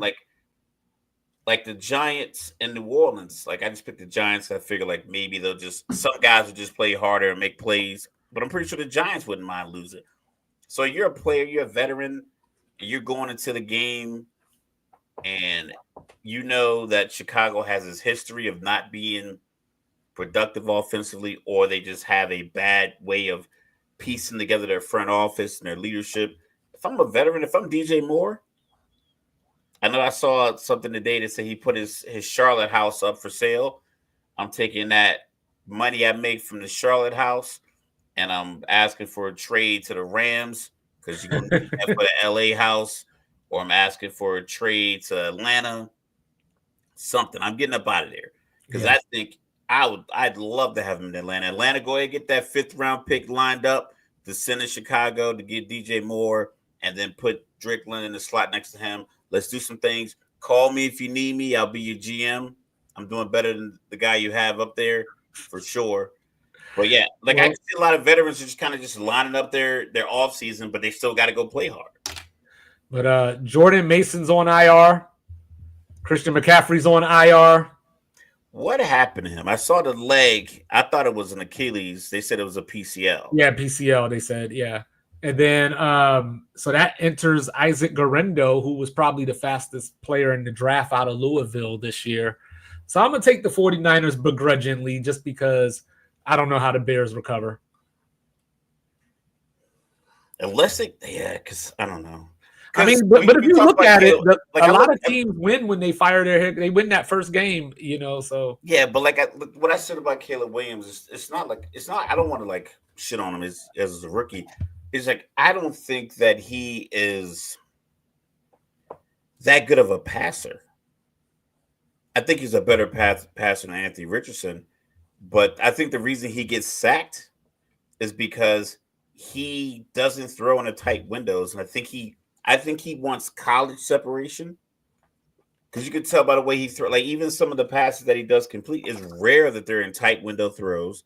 It's rare like they're down the side. It's always like the guy broke and he's like a yard separated, and he can float it to him. Right. Because somebody posted something with the stats for Jalen Hurts and Caleb Williams. They both had like 14 touchdowns and 5 picks or 8 picks or something like that. Some pedestrian kind of touchdown interception ratio. But Jalen's QBR was 64.8 and Caleb's was 42.8. And someone was like, look at the QBR. Like that's the telltale thing is like, are you making good throws when you're throwing the ball? Like, are you making good decisions with the football? And he is not. He is not. So I don't know if that turns around with the guy who got them the number 1 pick. Anyway, yeah, I just don't see it happening. And so we got our guy McCorkle, starting again because Trevor Lawrence has finally decided to get the surgery that I said he should have got 3 or 4 weeks ago. And he's out for the season now. Give me Tennessee. It's going to be an ugly game. I wouldn't even be surprised if the final score was something like 10-9, but I'm going to take Tennessee. I'm going to give it 13-6.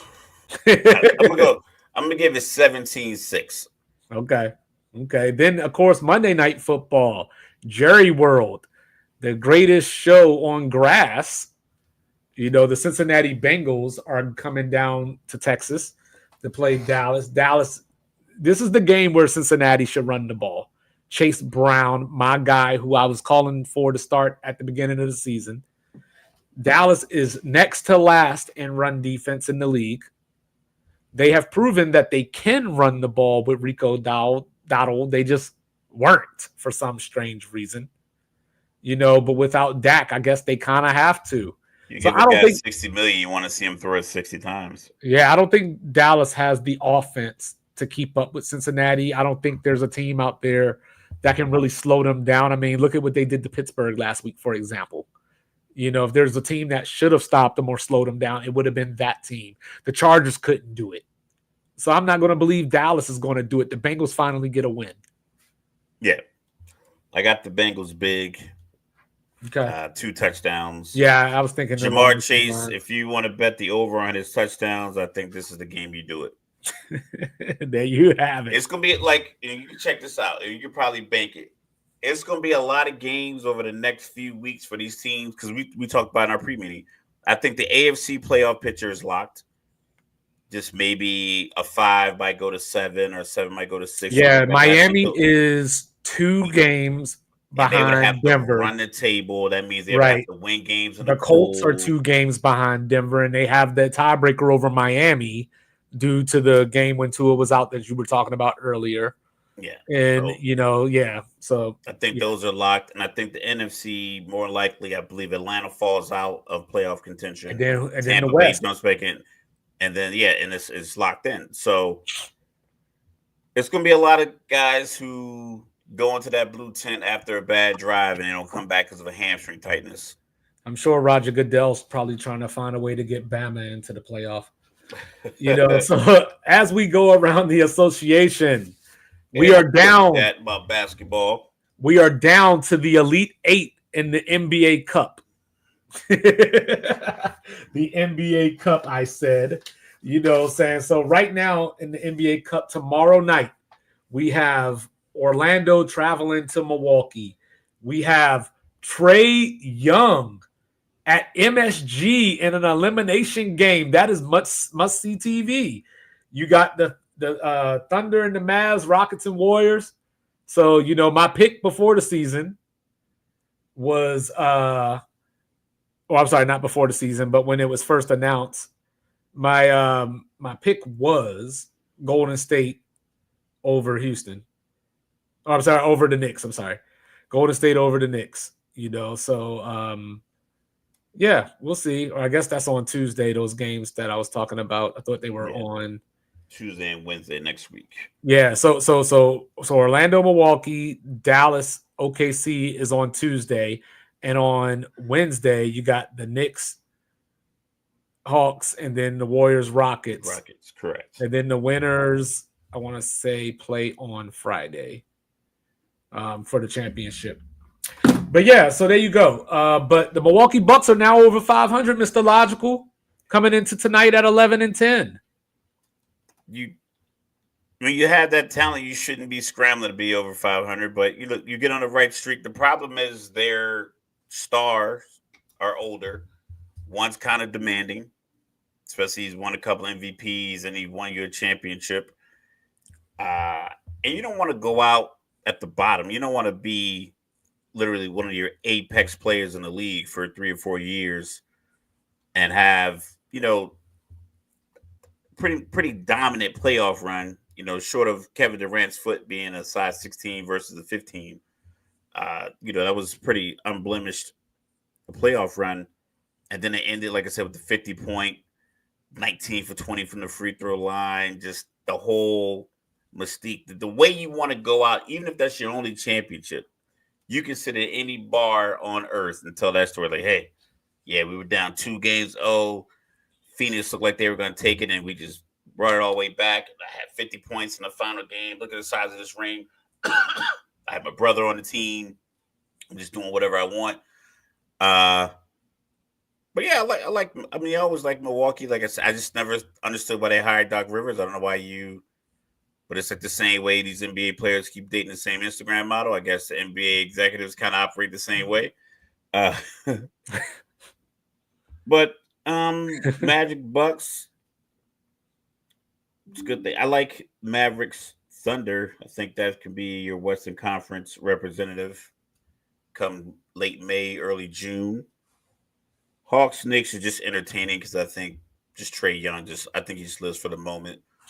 He's one of those guys we're probably going to bring up in a conversation about would you rather be, a big guy in a small market. I know Atlanta's not a small market, but as far as basketball, it's treated like a small market. Yeah, it's it's kind of run and operate like a small market. Warriors, Rockets. I mean, anytime the Warriors are doing their thing, and I like what the Rockets are doing with the young talent. Hey, they're the number 2 seed right now, a game and a half behind OKC. Yeah, it's a testament to just the gap between a great head coach and a great superstar and a good collection of players than just a collection of players, because sometimes you can just have a collection of talent, but if you don't have the engines to put in these these well-groomed machines, is like, what's the point? Like, if you put a Civic engine in a Lamborghini, what's the point of that? Right. A lot of these teams are operating. They look the part. They got a bunch of 6'8", 6'9" athletic guys. They all are tattooed up. They all dribble great. They all shoot the three. But when it comes down to, all right, who's going to show on this pick and roll so Steph doesn't get a wide open three, you guys right. Keep butchering that. Like, the routine is you don't go under, because if you go under the screen, he's going to step back and shoot a three. And the Warriors have looked good so far this year, but I don't think it lasts without a trade. I think they're still looking for who's coming with Steph. Right now it's just kind of been a smorgasbord depending on the game of who steps up. Podziemski's been playing well for the most part. Kuminga's had his ups and downs. Buddy Hield's hit a few shots here and there, but I don't see the second scorer that a defense has to key in on as we get closer to the end of the season and go on into the playoffs. But I wanted to ask you, what in the blue hell is going on in Tinseltown?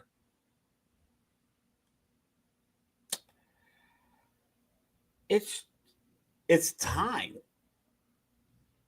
It's all catching up. All the years of just it not being right.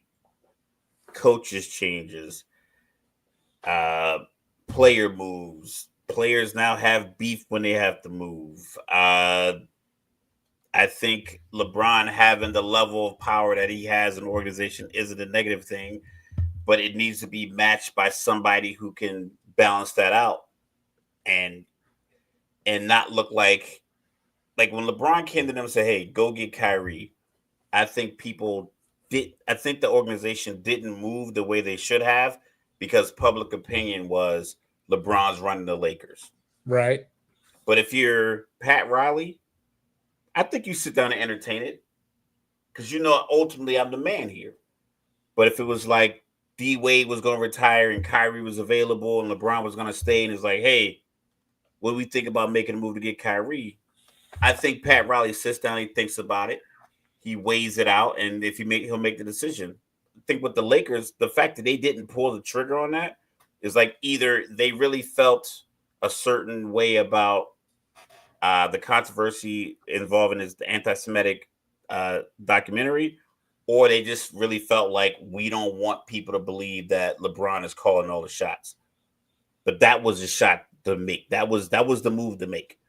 If you look at the Mavericks now, I think Kyrie fits right in alongside LeBron and AD. It's like it's in my mind, it's a no-brainer. But I think it just was LeBron was torn between, I don't want to have to leave this team. I don't want to have to go to another team. I'm here. I'm settled. He probably got a couple of houses there. His kids are all settled. It's like mediocre movies. I mean, listen, Space Jam wasn't a classic. Let's keep it being. Everyone's like, oh, like how many times you watch it? I think I watched it once, maybe twice. I watched it once. I never watched LeBron's. I didn't watch Space Jam 2 either because I was 42 when it came out. Like, I mean, or whatever, however old I was when it came out. Like, my daughter didn't want to watch Space Jam. So, like, why am I going to watch it? Well, you said something interesting at the beginning of that. And, you talked about the head coach movement. First it was Frank Vogel who won the championship. Then it was Darvin Ham who got undermined at every turn in public.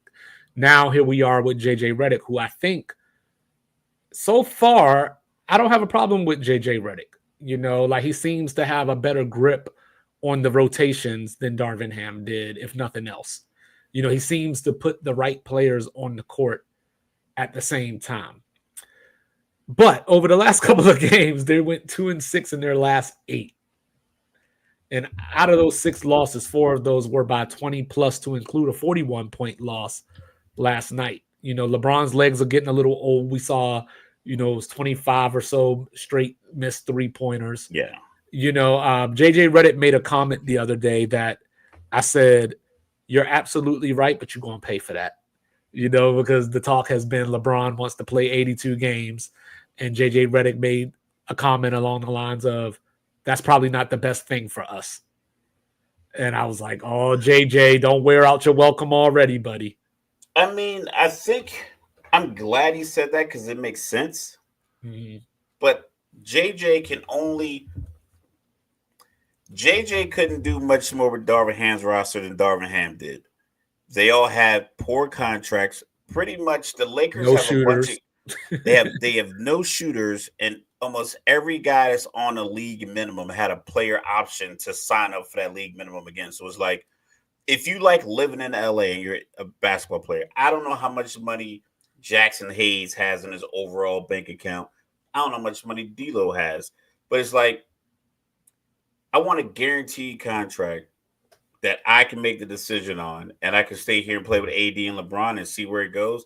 And worst comes to worst, I still live in Los Angeles, where I play 41 games here in LA, where I don't think any other city in America treats stars the way they do in LA. Because in New York, it's not the same. Like, I think because there's so many stars, there's so many different types of stars in LA. There's movies, there's directors, there's musical artists, Eternal, you athletes too.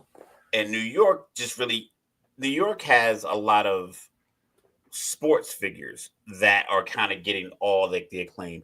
There's not that many actors just like everywhere. Like, you'll see people in there, they'll film movies in New York, stuff like that. But LA, everything's based out of LA. So there's so many different parties you can go to, different now people might not want to go to as many parties because situations going on with people's court cases. But it's just restaurants and bars and parties and concerts and the weather. And if I'm a player that won't get a contract with another team, I'm stay in LA. So they have a bunch of guys in LA that can't play on the team that just happen to just be living in the city. And it's been that problem for 4 years. And I don't know if it's LeBron's age, but it looks as though, just to my naked eye, that him and AD don't seem to have the same chemistry or that same fit that they had. Now, I don't know if that's just because of the losing streak that they're on. And man, he is done. He's AD has 10 points and 8 points in his last 2 games. If you're a smart person, very smart man, very accomplished man, you travel the world, you know college football. I know a little bit. Now, imagine I'm actively betting college football every week. And every Thursday, you give me your upsets and everything else. And then I show you my bet slip that doesn't hit Saturday night. And you look at it like, yo, you only put 4 of the 10 things I told you to do. You're like, yeah, man, I just really felt like this was another way. You're like, I know what I'm talking about. I know what I'm doing. It's been proven. You can see I know what I'm talking about. And then when I need you to put into action, it doesn't happen. I think LeBron is getting that. And he knows he can't get rid of any of those guys because none of them have any trade value. The only person probably on the Lakers that has value to another team is the AD. guy that, not even AD, is fucking Dalton Connect. Because what are you gonna give up for AD? If you're Charlotte, are you gonna give up your shooting, whatever young shooters you have? Brandon Miller. You're giving up Brandon Miller because LA is gonna want LaMelo Ball. Mm-hmm. They're not giving up Ball for AD unless you sweeten the hell out of the deal. Like you give them stock in the team or something. I don't know. But you're 3 or 4 years past where you could have traded AD. You're probably at least three seasons past where you could have traded AD. And so it's just and I think that realization is coming around for LeBron. Is like, I'm gonna have to play 82 games, and it still might not be enough. And I'm arguably one of the greatest players that ever played this game. And I'm out here with people who don't understand how important it is to be great day in and day out. I can see that. He can't move them. He can't move a single person. Yeah. So it looks like Devin Booker is taking the leap. A few years ago when they made the finals, there was talk, is he the next Kobe? I don't think he's the next Kobe. I don't think he's playing like the next Kobe, but he's playing a lot better than he was even in that finals run. But I wanted to talk to you about, we were talking about rookies earlier, so, Jared McCain doing the damn thing, 16 and a half points per game, 45% from the floor, Dalton Connect, we spoke about, Jalen Wells, the second round pick, 12 points, second or third on the rookie ladder. Whenever I look at that, Ricochet, jury's still out, but he's had some moments. He had a 33-point game earlier this year. My guy, Steph Castle, I went to see the Spurs in person. He looks every bit of it. The numbers don't show it, but he looks every bit of what I thought he was. Ron Holland has shown flashes, but Detroit, we talked about the way that they're constructed. He can't shine because they're like the Rockets where you just have so much at each position. Of the same thing, yeah. And then my guy, Bub Carrington, Baltimore stand up, looking like the real deal for the Wizards, while Sarr is still kind of coming along. But I say all that to talk to Mr. Logical about the Utah Jazz. Reports came out today that they're looking to move not just Colin Sexton, but Jordan Clarkson as well. And it made me think about how Danny Ainge has more pump fakes than Dwayne Wade. And the tank is on, so you got Cooper Flagg, He looks like the real deal. I was a little skeptical when I heard all the talk about him, but Yeah, what I didn't know is that he was going to be as good at defense as he is. Especially being so young, that's usually something that comes later. Like he's already one of the best defenders in the nation. Ace I think Bailey, that's just the effort. He's from Maine. He's probably a hardworking hard farm worker, yeah. kid. Yeah, just like that. That whole like you have to play on both ends because how many talented basketball players are gonna have one team? You can't just be all offense. So yeah, Right. And then and you at got that Ace, that's height was 6'8", 6'9". yeah. You're such an anomaly. It's like I'd rather show off that I can play defense and I can score on you. Yeah. I think that gives him just an edge against his opponents. And then you got Ace Bailey up at Rutgers, being a little outshined by, because that's who I wanted for the Wizards, but he's being a little outshined by Dylan Harper, Dylan Harper. Averaging 24 points. And side note, did you see that Rutgers' defensive coordinator took the head coaching job at UMass?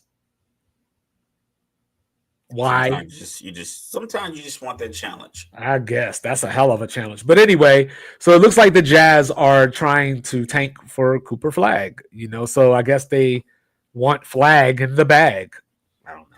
But that's what we're going with. Yeah, I guess that's the one. But being the anti-tanker that I am, I was wondering what were your thoughts on it? My tanking perspective is we don't have evidence since Tatum and Jaylen Brown of a number one pick. And I don't even know if that was Boston tanking. I think they just had picks. I think it's had picks. Just like OKC, yeah. Okay, so it's like I just feel like there hasn't been a number one pick, unless I'm drawing a blank here, that's really changed the franchise upon them winning the lottery. I think New Orleans.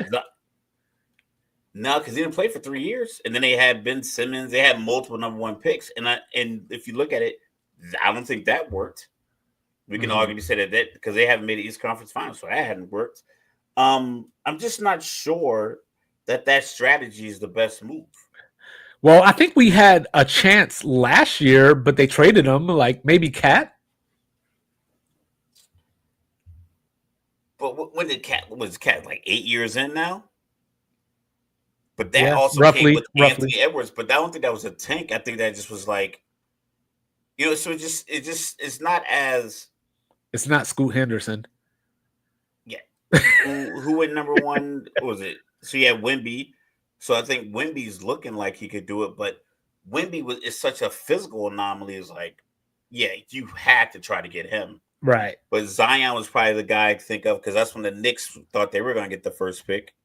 And they end up going to New Orleans, but they've been paying him for so many years to sit the bench. And they're 4-18 right now due to a lot of injuries. So not that they should tank, but maybe they should tank. I mean, if we could talk about the demographic of Utah, it is like probably 92% white. You know what I'm saying? Go ahead, keep talking. I'm gonna look this up. Yeah, because I've read some reports that it's like 98%, but it's like we're gonna call it 90, and then 10 is everything else. So as far as like their demographic and the entertainment, according to the census, according to the census, Utah is 89.8% black. White. I mean that's what I meant to say. Sorry. Yeah. So nice. So I nailed it. 90% white. So having Cooper Flag in the bag is probably like a good move for them. Jordan Clarkson, Colin Sexton. I'm not saying it's like a race thing, but it's like you're gonna suck this year. You're gonna suck this year, and you need a guy that fits your demographic. Yeah, it is a race thing, but it's not negative. It's not negative. Like the Knicks wouldn't have. The Knicks wouldn't give $100 million to what's the boy name off Dalton Connect and what's the other dude that play in LA? The one that's good. The one that's good. Austin Reeves and Chet Holmgren. They're not going to be the big three in New York City. New York City is a very diverse city. It's probably not going to have like 3 American white. Well, I was making a joke with somebody today. that Peyton Pritchard is probably going to win Sixth Man of the Year, and he's going to be the most popular player on the Celtics. Yeah, he's probably going to sell the most jerseys. But Go like figure. if I know this is a game, it's a sport, and they won championships, but ultimately it's all about it's also a business as well. So I need the young, hot rookie who fits our demographic, clean cut. And not only white, but he's from Maine. He's from Maine. I mean, it's like I think Maine might be more white than Utah, and that's tough to do. That's tough because it's like let's see. Yeah, their so according to the census, 94%, 93.7. Nailed it. What I tell you, I need to go to the casino ASAP. But yeah, so like I get it. My only issue is that I feel like some teams decide to tank when a tweak here and a tweak here can make you a good basketball team. I think sometimes, like if we pull up the records now, I'm looking at them right now. Jazz are 4-17, Wizards are 2-18, Pelicans are 4-18, but that's a lot of injury. Sixers are 5-15, Charlotte 6-15, Raptors 7-15. Like Detroit's, right now, Detroit's being celebrated for being 9-15. So check it out. Here we go. I'm gonna take a team like Bulls, Nets, Pacers, Pistons. Those four, just in the East. Okay. The Pacers were in the Eastern Conference Finals last year. Yep. They get a sprained ankle or pulled hamstring to one or two of their starters, and they're out a few weeks. And at the end of that few weeks, they're 11-24. Yeah, right now they're 7-3 at home and 2-11 on the road. It feels like they'll get to that point, and it's around like the end of December, January, and they're like, you know what, we're going to tank. Whereas, like, you had a couple of injuries that threw you off. But I feel like sometimes when these teams get a couple of injuries, they'll put a guy on for like 6 weeks. It's like he probably could be back in 3. But if he's not back, then that will improve our draft position. Because if you're the Pistons, you're probably looking like, all right, 14, 16, 18, and 20 wins for your top 4 teams. Like, yeah, we're not going to catch any of them. We're not going to beat them if we get into that. So it was like, we should just cancel the season, essentially. You know what's weird? Teams do that way too early. You know what's weird? The Cavs have the best record in the league, 20-3. They're 1-1 against the Celtics this year. Their other 2 losses, both to Atlanta. I mean, Atlanta's 12. They're 12-11, 6-4 in their last 10. You know, so that brings it back. So Trae Young being the star in this small place, you know, is it time for him to move on, or is that just his city and, you know, he's going to stay there for the rest of his career? And if that's the thing, the team has to treat it that way. It feels like teams and GMs are influenced by the successes of other teams and not looking at like how these other teams messed up. We could talk about the Wizards giving John Wall a bunch of money and then basically just putting them on ice forever to move him and pay him. What do you got? Like 140 from the Wizards, and then they gave Bradley Beal a no trade clause. Like, why'd you give him no trade clause? Well, I think from what I was reading, it was automatic with that contract. That's the thing. He was the only one that had one. I know. Because he was the only one with that contract. No, like they say that when you get that max, that 256 or whatever it was, it's not built in. They have to give that to you, and that's what people are saying. Like, why would you give him that, knowing that, like we talked about earlier, guys sign deals in these small markets, play for 1 year, and be like, "Yo, let me out of here," because NBA money's all guaranteed. So, I just like if I'm LaMelo Ball, you're from LA. You're already super popular. Charlotte should really be trying to like really build like a contender around him. Well, he's got to stay on the court first of all. I mean, yeah, it's health is wealth. Best ability is availability. But they shouldn't look at like, oh, he's our best player, but we don't want to pay him. I'm like, if you want to charge people $200 to watch these games on a Tuesday night, you need to have some star power in the building. So like, that's first and foremost. Everybody's not gonna get out. Everybody's not gonna win a championship. I know NBA 66% of the league makes the playoffs because of the play-in. Well, that's why But I've like always everybody don't really have wondered. a shot. You should be trying to build a team that your fans can want to come see. You tanking in hopes that you get this lottery opportunity next year, but you actually want money from me now to hope that you get the right lottery ball because you can end up like the Knicks and draft fourth. Who'd they take when they couldn't get Zion? We don't know. Well, that's why I've always wondered a team like Portland, or I should say a city like Portland, who is loyal, like they treat it like Dame is like your money's no good here, that type of thing. Yeah. And Portland has been a successful NBA franchise pretty much since they came to be. They won a title with Bill Walton, made some finals with Clyde Drexler, Sure. got to the Western Conference Finals with Scottie Pippen, got to the Western Conference Finals with Dame. So they have a track record of being a successful basketball team. So I've always wondered, back in the day, I'm going to go back some years, I've always wondered why, and I know they ended up with him later, but I wonder why they didn't make a move for Melo when Melo still had stuff in the tank. They took the Melo that had got banished from the league and brought him in. Because around the advent of social media and social awareness and the value that players put on social media changed.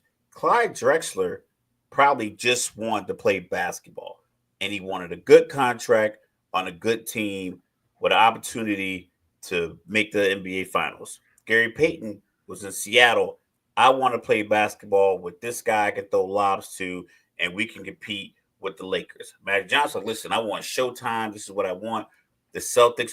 So everybody else in previous years, I believe that they wanted their team to be the best team, and then whatever else came with it, ultimately back then were probably just the financial perks of your team, the contract you can get from your team, and the accomplishments you can get by being on that team. Well, now it's not solely based on what you can get accomplishment wise. Your popularity, your jersey sales can dictate your contract or dictate your leverage as far as like where you can get traded to. Right. So as more and more players are starting to make moves that are business moves, like Kevin Durant talked about going from Golden State to New York. He was like, I was doing a lot of investing in Golden State. I wanted to build some relationships in New York. So I went to Brooklyn. It just so happened I also went there with Kyrie, but I was able to expand my business brand. So it's like I think guys are making a lot of other moves that have nothing to do with the sport. Because as the owners are making more money, they are still extra greedy as well. So But players it's are like, weird well, for let me me. figure out what I can do for myself. Because like we talk about the small market, it's social media. I know Dame was in Portland. I know Dame is currently in Milwaukee. I know that LaMelo Ball is in Charlotte. They're all on TV. They're all famous. They're all getting, every max contract is $200 million plus. Even the rookie contracts now, like all these guys who are going to get max rookie extensions from here on out are going to be over $200 million.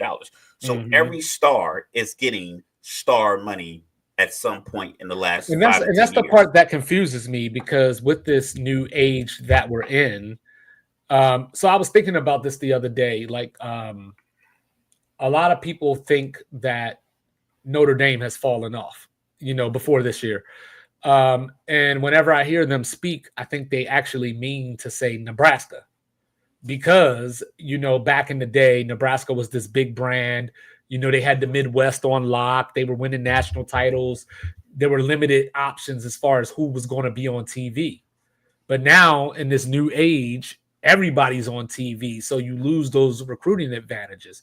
So with the NBA, I look at these players that same way of you don't have to live in LA to be a mogul or to be I guess, a trendsetter or those type of things. You can do that from Charlotte. You can do that from Portland. But the salary cap being based off of the TV contracts, Ja Morant in Memphis got, I think his rookie extension was like $200 million, maybe like 190 to 200. He lost like 35 million because he got suspended those games. He couldn't make all NBA or whatever, but he still was like 197 to 200 million to 202 million or something like that.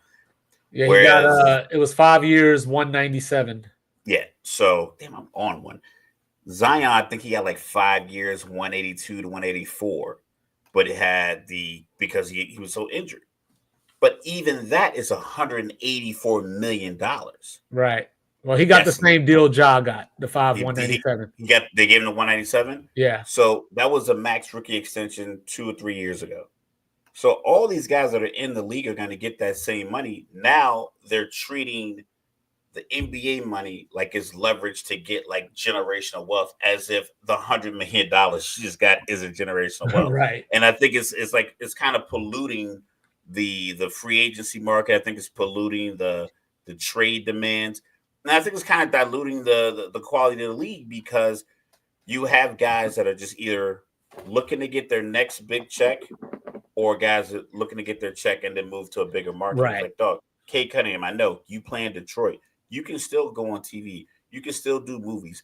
You're still 6'8". You're still, if you want to go model Balenciaga clothes, all of you are still shaped the way they want their guys to look. You can still make these same dudes James like Harden Kelly deals. Oubre.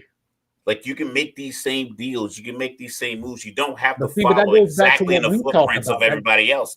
But, like, I think that's the overwhelming piece, is that's why these guys are – I'm not saying that's why they're not good.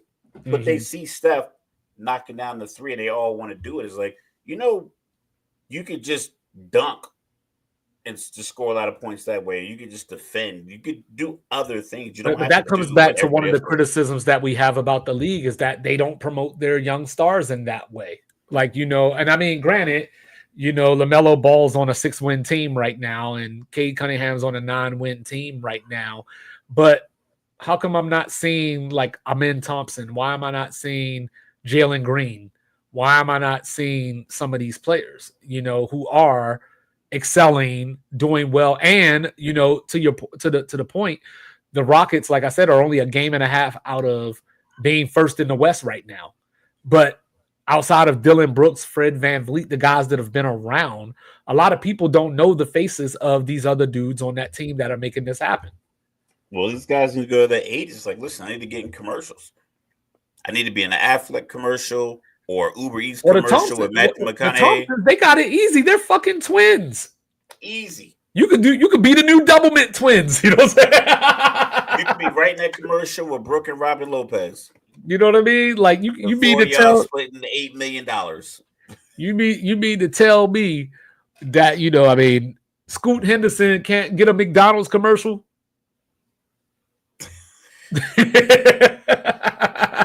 I mean, McDonald's is just like his game, right? You know what I'm saying? Like E. coli and like all that stuff. It's old school with the fro and everything. Yeah, he's got the goggles and all that. Like, you know what I mean? 30.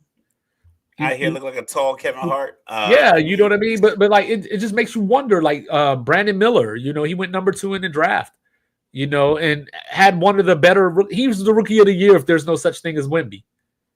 You know what I mean? And like, where he at? Like, you know what I'm saying? Like, is UNC presenting him like, or like, at football games, or like, I mean, granted he went to Alabama, but the point being, go to Alabama. You know what I'm saying? Alabama's a top 10 team in basketball this year. Go to the games. Be on TV. They played North Carolina last night. I don't know if Charlotte played last night, but you could have been there. Yeah, it just like, I think the marketing piece, maybe it is, maybe they're getting so much money from the teams that they don't want to do it. They just don't see it. Yeah, they don't see the need for it. Because but I guess it's not like AD is in a bunch of commercials. Yeah, I won't say it's a lack of superstars, but as we talked about the NFL with the running back, like, is Derrick Henry the last running back that's going to be eligible for the Hall of Fame with like realistic chance of getting it? I don't know. I mean, after this year, Saquon going to get up in that conversation, especially if he breaks that record, because right now he's still on pace to break the record. But he has to get 10,000 yards. You got to be over 10,000 yards unless you're Terrell Davis with a couple Super Bowls. Right. But he needs 10,000 yards. So, I mean, you got Luka, but Luka's foreign, and he's probably a Jordan Brand athlete, and his name he goes by one name like Luka. How many career yards do you think Saquon has right now? I think he's like 70. This is 7 years. 7 years in the league. 71 or something like that. He's just over 67. 67. Okay. Yeah. So if he finishes out this year, close to 72, I guess. You know what I mean? Go over 8,000 potentially next year. He might be the last one. Yeah. But like I said, you got Wemby, you got a lot of foreign players. And I don't think there's anything wrong with the foreign players because there's only like 4 or 5 of them that are like top elite stars. Well, it's like what? Foreigners won the last 4 MVPs or something like that? Like the 3 for Jokic, the 1 for Embiid. SGA was number 2 last year. Luka was in the MVP race last year. I don't consider Canada a foreign country. Oh, okay. It's America light. Sound like a Drake fan. They're America with health insurance. Drop, drop, drop, drop. You know what I'm saying? But anyway, on that note, y'all, you know what I'm saying? It's conference championship weekend. Enjoy your football. Bills, circle the wagons and watch out for the trap. We'll be back on Tuesday with some recaps and some more fly shit for y'all. We love you. Like, review, subscribe, share, rate, do all the free things. Do all the good things. Peace.